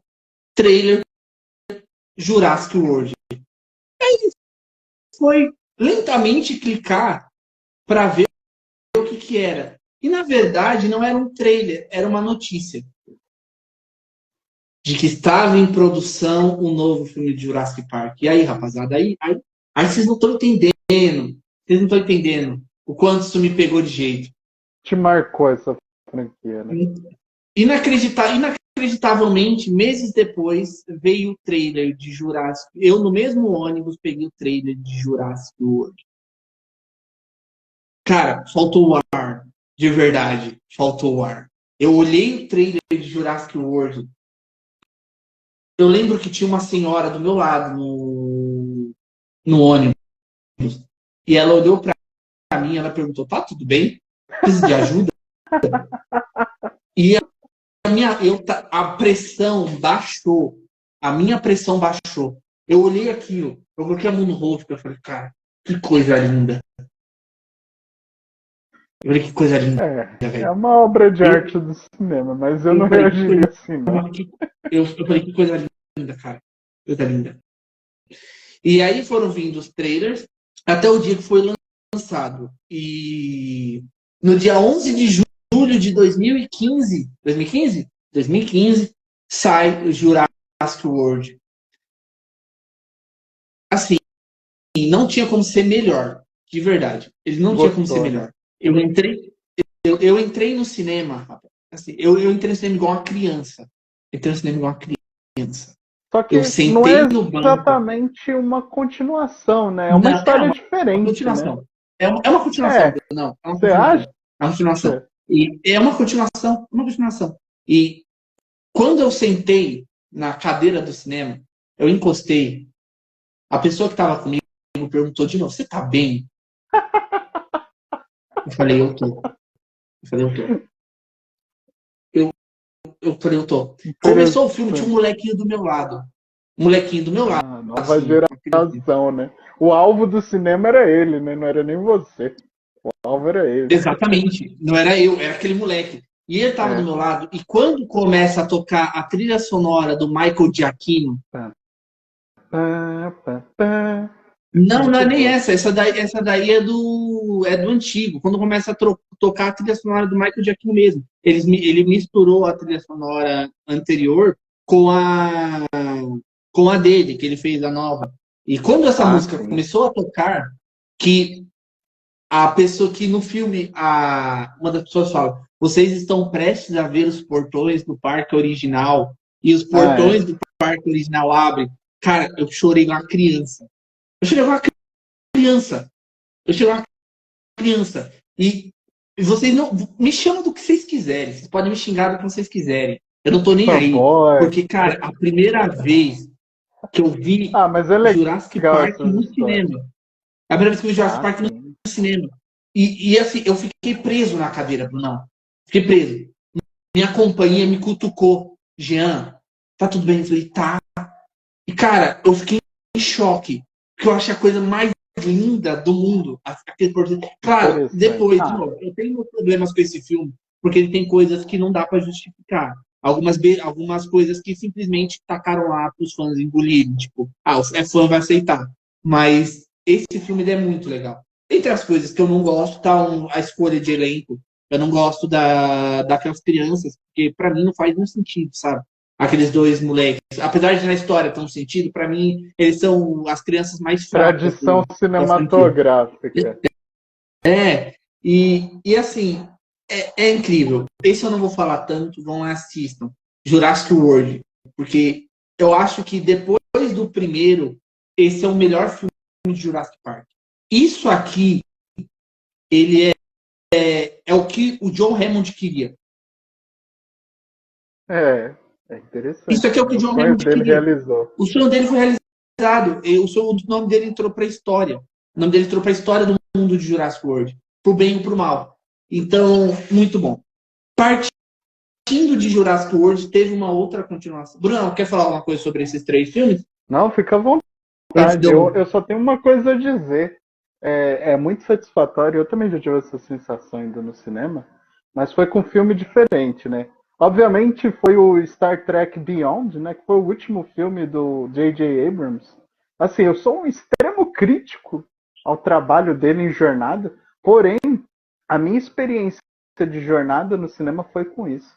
E é muito satisfatório quando você tem uma experiência positiva, mesmo que você tenha críticas, porque quando você quer ver um espetáculo, e o espetáculo entrega o que você espera sentir de positivo, é uma sensação muito boa. Hoje em dia, o cinema ele está muito mais próximo da tela da tua televisão do que nos anos 90 e nos anos 80, em que você tinha que ir até uma sala de cinema. Porém, a sensação do encanto da obra ainda é a mesma, pelo menos em parte ainda é a mesma. Claro, você não vai ter uma qualidade sonora, de iluminação, ou de deixar tudo escuro para ver só o contraste da imagem. Essas coisas, é só nós que é nerd, que é chato de cinema, de televisão, que vai querer ver. Eu, por exemplo, quando vou assistir um filme, até para fazer aqui no vídeo, desliga a luz, bota silêncio, aumenta o som para poder ver a trilha sonora. Esses cuidados dão outro sabor. Você vê um filme na televisão com um monte de reflexo da lâmpada, do lustre, da janela, tira a graça, pelo menos para mim. Mas aí quando eu ouço você falando da sua satisfação no cinema, de rever algo que marcou a tua juventude, cara, isso é um sabor muito legal. É uma coisa muito legal, mas continua que tá da hora te ouvir. Então, antes da gente continuar, de novo, vocês podem falar o que vocês quiserem. Gente. Eu já ouvi muita coisa sobre chorão, ficar chorando em filme, virar adulto, 30 anos nas costas. Eu não tô nem aí. De verdade, eu não tô nem aí. De verdade. Pra isso eu não tô nem aí. Tem 3 filmes, cara. Tem 3 filmes. Só tem 3 filmes que fizeram. Só tem 3 filmes que fizeram eu, de fato, chorar. Sim, igual criança. Primeiro foi esse. O segundo, inacreditavelmente, foi Exterminador do Futuro. Caramba, não te julgo, eu vou te contar. Mas eu não vou falar essa história agora. Mas eu não vou falar a história agora. Eu vou te falar qual que eu chorei. E o terceiro, eu não vi. E o terceiro que eu não posso assistir com ninguém é Interstellar. É Interstellar. E o Bruno já deve saber porque eu já comentei com ele sobre isso. Porque eu não posso assistir Interstellar com ninguém. Porque eu tenho razões pessoais. O final de Interstellar é inacreditável pra mim, assim. Eu acho uma das coisas mais... Cara, é de quebrar o maluco em dois, sabe? Eu não te julgo dessa questão, porque tem filmes que realmente eles são tocantes. Teve um, eu vou te falar de 2. Né? O primeiro que me fez assim ficar super emocionado é um filme turco, né? Tá no catálogo da Netflix, eu acredito. É O Milagre da Sala 7. Eu só tenho uma coisa a dizer para quem gosta de cinema assim que mexe com as suas emoções, é Garrafas. Assistam, tirem as suas conclusões. Milagre da Cela 7. O outro filme é um filme super antigo, porém um clássico do cinema, que é Ben-Hur, na versão original dos anos 50, em que tem a cena do Ben-Hur e a irmã leprosa, né, do leprosário. Gente, aquilo ali mexe com a emoção humana. Então, assim, tem coisa que, independente da época, independente da intenção, ela mexe com as suas emoções. E, às vezes, é muito satisfatório ouvir isso de pessoas que a gente não espera, né? Eu jamais iria imaginar um Jean chorando aí no cinema, vendo um filme encantador. Mas é natural. Eu acho super natural e eu não julgo. Eu não tô nem aí porque os outros pensam. Eu acho bom essas coisas. Porque a arte, ela tá aí para despertar as emoções. Exatamente. Bom, partindo disso, Jurassic World foi um sucesso mundial. Ele arrecadou muita grana. Então, mais se ele arrecadou muita grana, era óbvio que ele teria uma sequência. E aí teve Jurassic World Reino Ameaçado.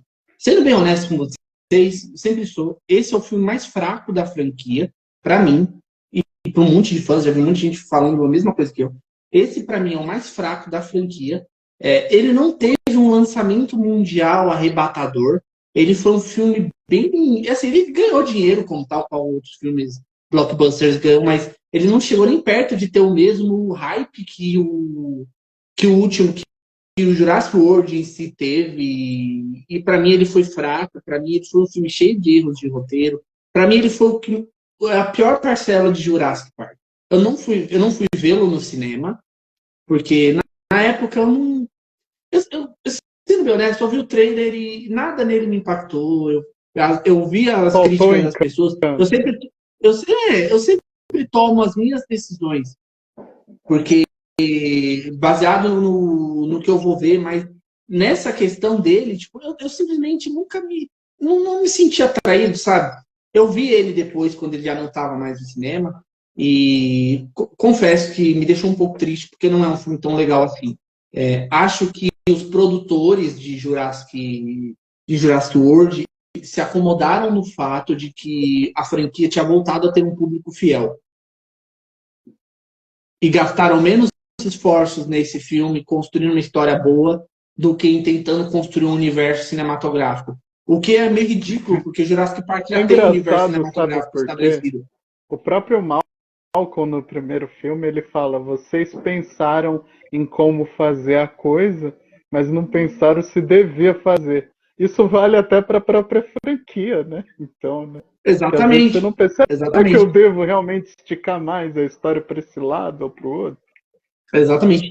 E aí eles esticaram. Eles quiseram colocar alguns subtemas que não eram legais, eles insistiram em plot de monstro genético e não tava da hora, não tava legal. Já não é de animal, eu acho que era a hora da franquia parar e rever, acho que principalmente os produtores e os executivos que comandam essa bagaça, parar e ver, tipo, cara, será que a gente não tem que pisar no freio? Em vez de querer construir coisas grandiosas. Será que a gente não precisa estabelecer uma coisa melhor? Mas não, eles foram, pelo contrário, eles aceleraram. E aí eles bateram de frente com o poste na franquia. Porque não foi bem de crítica, a galera não curtiu muito. Baseado nisso, o próximo filme seria a conclusão dessa trilogia nova, que viria a ser o Jurassic World Domínio. Esse eu também fui ver no cinema. Esse eu confesso que também me emocionou bastante. É um filme bem legal. Ele não é o melhor da franquia também. Ele é um filme cheio de problemas. Mas eu confesso que ele é uma bela finalização para essa trilogia. Voltam os atores antigos, tem os atores antigos com os atores novos. É bem legal de assistir. Tem os dinossauros, tem um monte de referência. Nossa, muitas pessoas gostam de enfiar referência em filme. É referência de Dino Crisis, é referência de filme antigo. Gente, é só contar história. É só contar história. E aí fica um pouco cansativo também. Algumas coisas que não tem nada a ver. Você tem que conhecer várias coisas para acompanhar cada frame, é complicado mesmo. Então, e esse foi lançado em 2022. O Jurassic World Domínio, o último da franquia, foi lançado em 2022. E agora, o Reino Ameaçado, que eu tinha falado antes, foi em 2018. E agora, 2025, por que a gente está fazendo esse vídeo? Porque em 2025 chega um novo filme da franquia, Jurassic World Rebirth, ou Recomeço, que promete recomeçar virar a página na história de Jurassic Park, contar histórias novas, trazer coisas novas para Jurassic Park. Eu tô muito ansioso com esse filme, eu confesso. Apesar de algumas coisas já quererem trazer de volta certos temas antigos, eu confesso que eu vou ficar bem animado de ver esse Jurassic World. Quando o Jurassic World Recomeço vier, eu vou trazer vídeo para o canal. Eu vou fazer a análise dele aqui no Fora da Ponte, tal qual fiz de Alien. E eu espero muito que esse filme seja legal. Ele tá com cara de que ele vai ser um filme bonito, ele tá com cara de que ele vai ser um filme legal. E é isso. Uma coisa que a gente não comentou, que eu nem quero entrar muito nesse assunto, é que Jurassic Park também tem animação, tem Acampamento Jurássico e agora tem Teoria do Caos. São duas animações bem... É animação, rapaziada. Vocês não podem esperar que seja coisa para adulto, que tem 1 milhão de mortes de dinossauros comendo pessoas, porque não vai ter. É para criançada, elas estão na plataforma vermelhinha. Comer McLanche feliz? É para criança. Não é. Não queira decisões muito boas, nem muitas coisas mirabolantes disso, porque não vai ter. É para criança. É a mesma coisa de Prodigy, Star Trek Prodigy. Você não pode esperar Star Trek Prodigy, né? Você não pode esperar que ele seja para o adulto fã velho barbudo de Jornadas Clássicas, porque não é. É para criança, os diálogos são para criança, algumas coisas são para criança. É parte do canon? Menos é estranho sangue, que seja? Sim, mas não quer dizer que seja ruim, sabe? O ruim é outra coisa. E aqui, nessas animações, eu recomendo principalmente essas animações de Jurassic Park para o seu filho pequeno que nunca assistiu Jurassic Park. Eu recomendo para ele, coloque ele para assistir. Talvez ele goste, talvez ele queira assistir os filmes antigos. Cria uma nostalgia. Talvez seja a introdução dele.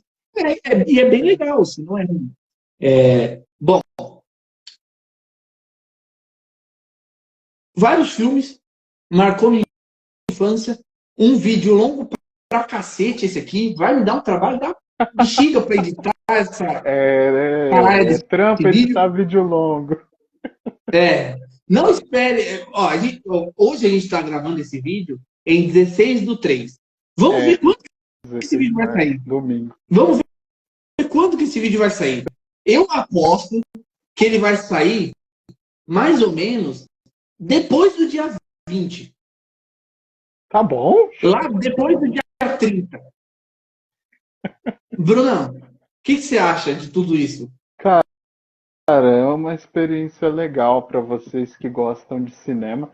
É um tema diferente, não é uma história de amor, não tem casamentos, não tem guerra, né? Aqui o negócio são animais, as más escolhas, consequências dessas escolhas, né? E um convite à pesquisa do tema base da história. Então, assim, eu mesmo, poxa, a primeira vez que eu tenho na minha cabeça, na minha infância, de ver dinossauro, tirando o livro da coleção Os Bichos da Editora Abril, muito boa essa coleção, pena que não tem mais. Era uma coleção muito boa com várias gravuras de animais, né? E tinha dos dinossauros também, né? Aí, ó. Então, assim, eu acho que o Jurassic Park, ele criou gatilhos para a pessoa ir atrás de mais sobre esse assunto, né? Ainda mais aqui no Brasil, pra gente, eu acho que ele tem muita importância nessa questão do incentivo a buscar essas ciências, né? Claro que o filme ele é para entretenimento, mas assim como outras ficções que a gente tem da ficção científica, eu acho que a intenção de fundo também é essa, né? Valorização da ciência, do estudo, da história, da arqueologia, paleontologia. Porque tem gente que vai pensar, pô, mas para que eu vou ficar olhando para o passado? Cara, doenças que são descobertas, tratamentos, né? Diversas coisas a gente tira conhecimento justamente disso, né? Assim como é a exploração espacial, a gente tem muito do que a gente aprender, do que a gente acha no registro fóssil, né? Tá aí os papiros do Mar Morto, né? A biblioteca de Assurbanipal. Enfim, teria uma lista enorme para eu falar aqui de como é importante o estudo arqueológico e paleontológico. É isso. Bom, minhas considerações finais. Cara, como é que eu começo considerações finais falando sobre isso aqui? Porque tem poucas coisas na nossa vida, de verdade, que a gente leva. Poucas coisas. Tem quase nada na nossa vida que a gente leva. Pelo menos psicologicamente, que a gente vai... Porra, que negócio que vai acompanhar a gente desde pequeno até grande. Talvez memórias. Verdade. Não estou falando de afeição. Não estou falando de afeição nem de pessoas. Estou falando de coisas que marcaram a sua mente, sabe? E gostei dessa frase. E isso aqui é uma delas para mim. É óbvio que isso aqui é um produto. E é óbvio que alguém em algum lugar está ficando milionário por conta disso aqui. Mas, para mim, é muito mais do que uma questão de dinheiro. Para mim, é muito mais do que uma questão de produto. Quando eu tinha meus 5, 6 anos, que minhas irmãs ou minha mãe iam limpar a casa, elas me colocavam sentado no sofá com o VHS rodando isso aqui. Eu calava a porra da minha boca, eu ficava o dia todo. Quando a fita acabava, eu rebobinava. Porque eu achava muito legal. Eu quis ser escritor, em parte por causa disso aqui. O meu amor, a paixão que eu tenho hoje por música veio por conta disso aqui. Por conta da trilha sonora desse filme, que foi feita pelo Williams, pelo John Williams. Muito bom. Foi feita pelo John Williams. E eu tinha certeza que quando chegasse em Jurassic World, eles não iam segurar a trilha. E aí eles trouxeram Michael Giacchino e ele fez uma coisa igual. Ele fez uma coisa incrível também. O final de Jurassic World, tocando o tema, é assim, incrível, cara. Não tem o que falar. O do segundo filme, o do terceiro ele não tem tanto, porque o terceiro é mais minimalista, mas até meu gosto por música, aparentemente, foi mudado por isso aqui, tá? De música clássica. Então, dá uma chance de verdade. Tem um sobrinho, e um dos mais novos, e ele fala uma vez, ele brincou comigo que Jurassic Park era coisa de velho. Nem cai nessa. Cara, vai lá, assiste. Olha, coisa de velho, mas eu também falo, deu uma chance, é assistir Túnel do Tempo e Jornada nas Estrelas, a série clássica. Você só vai ter a ganhar. Tem coisa de velho que você só vai ter a ganhar, cara. E é isso, rapaziada. Brunão, você tem alguma coisa para falar antes de se despedir? Eu só tenho a dizer isso, reafirmar isso que eu falei. Tem coisas, gente, que se eu fosse seguir essa visão, isso é coisa de velho. Geralmente isso nasce de uma falsa crença de que a coisa que foi feito antes é inferior ao que é feito agora. Na verdade, isso é uma grande ilusão.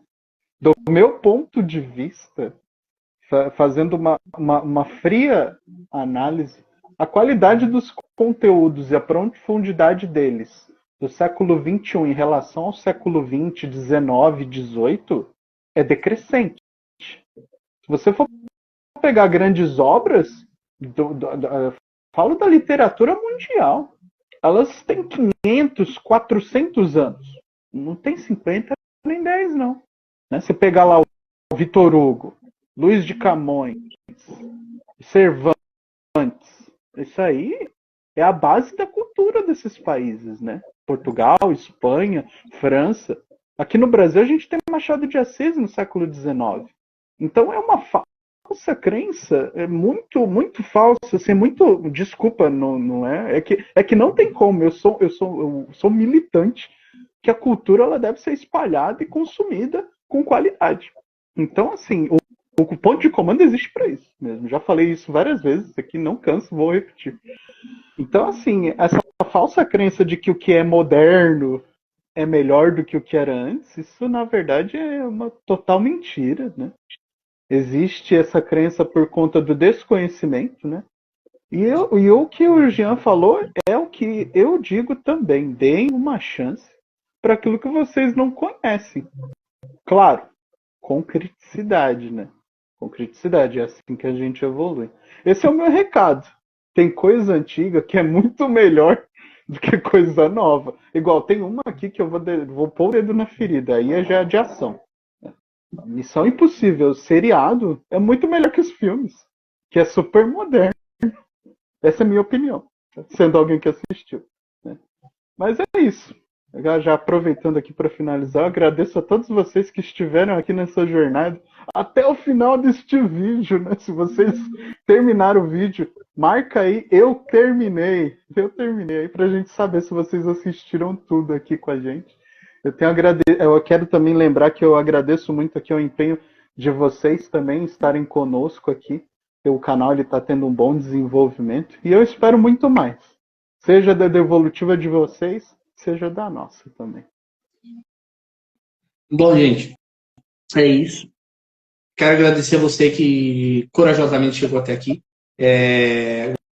Agradecimentos especiais também à senhora Lindinalva, que era a dona do VHS de Jurassic Park, que deve estar perdido em algum lugar da minha casa. Nunca ela vai ver esse vídeo aqui, mas... Deixa registrado. Deixa registrado, né? Rapaziada, é isso. Foi um prazer. Espero que vocês tenham gostado. Curta, comenta e compartilha. Qual o próximo filme que a gente vai falar aqui, Bruno? Acho que é Exterminador do Futuro, né? Exterminador do Futuro. Esse aí. Mas a gente vai falar só do primeiro, tá? A gente vai falar do primeiro, tá? Vai falar do primeiro. Tem muita a gente fala da Exterminador do Futuro. Tem muita história com o Exterminador do Futuro. Aguardem. Que, como sempre, o Especiais Fora da Ponte é um pouco mais devagar, mas a gente vai entregar isso para vocês. Exatamente. E, rapaziada, é isso. Muito obrigado por ter chegado até aqui. Curta, comenta e compartilha. Deixa aí embaixo nos comentários qual é o seu dinossauro favorito, o que vocês acharam do vídeo, o que vocês acharam do nosso desempenho.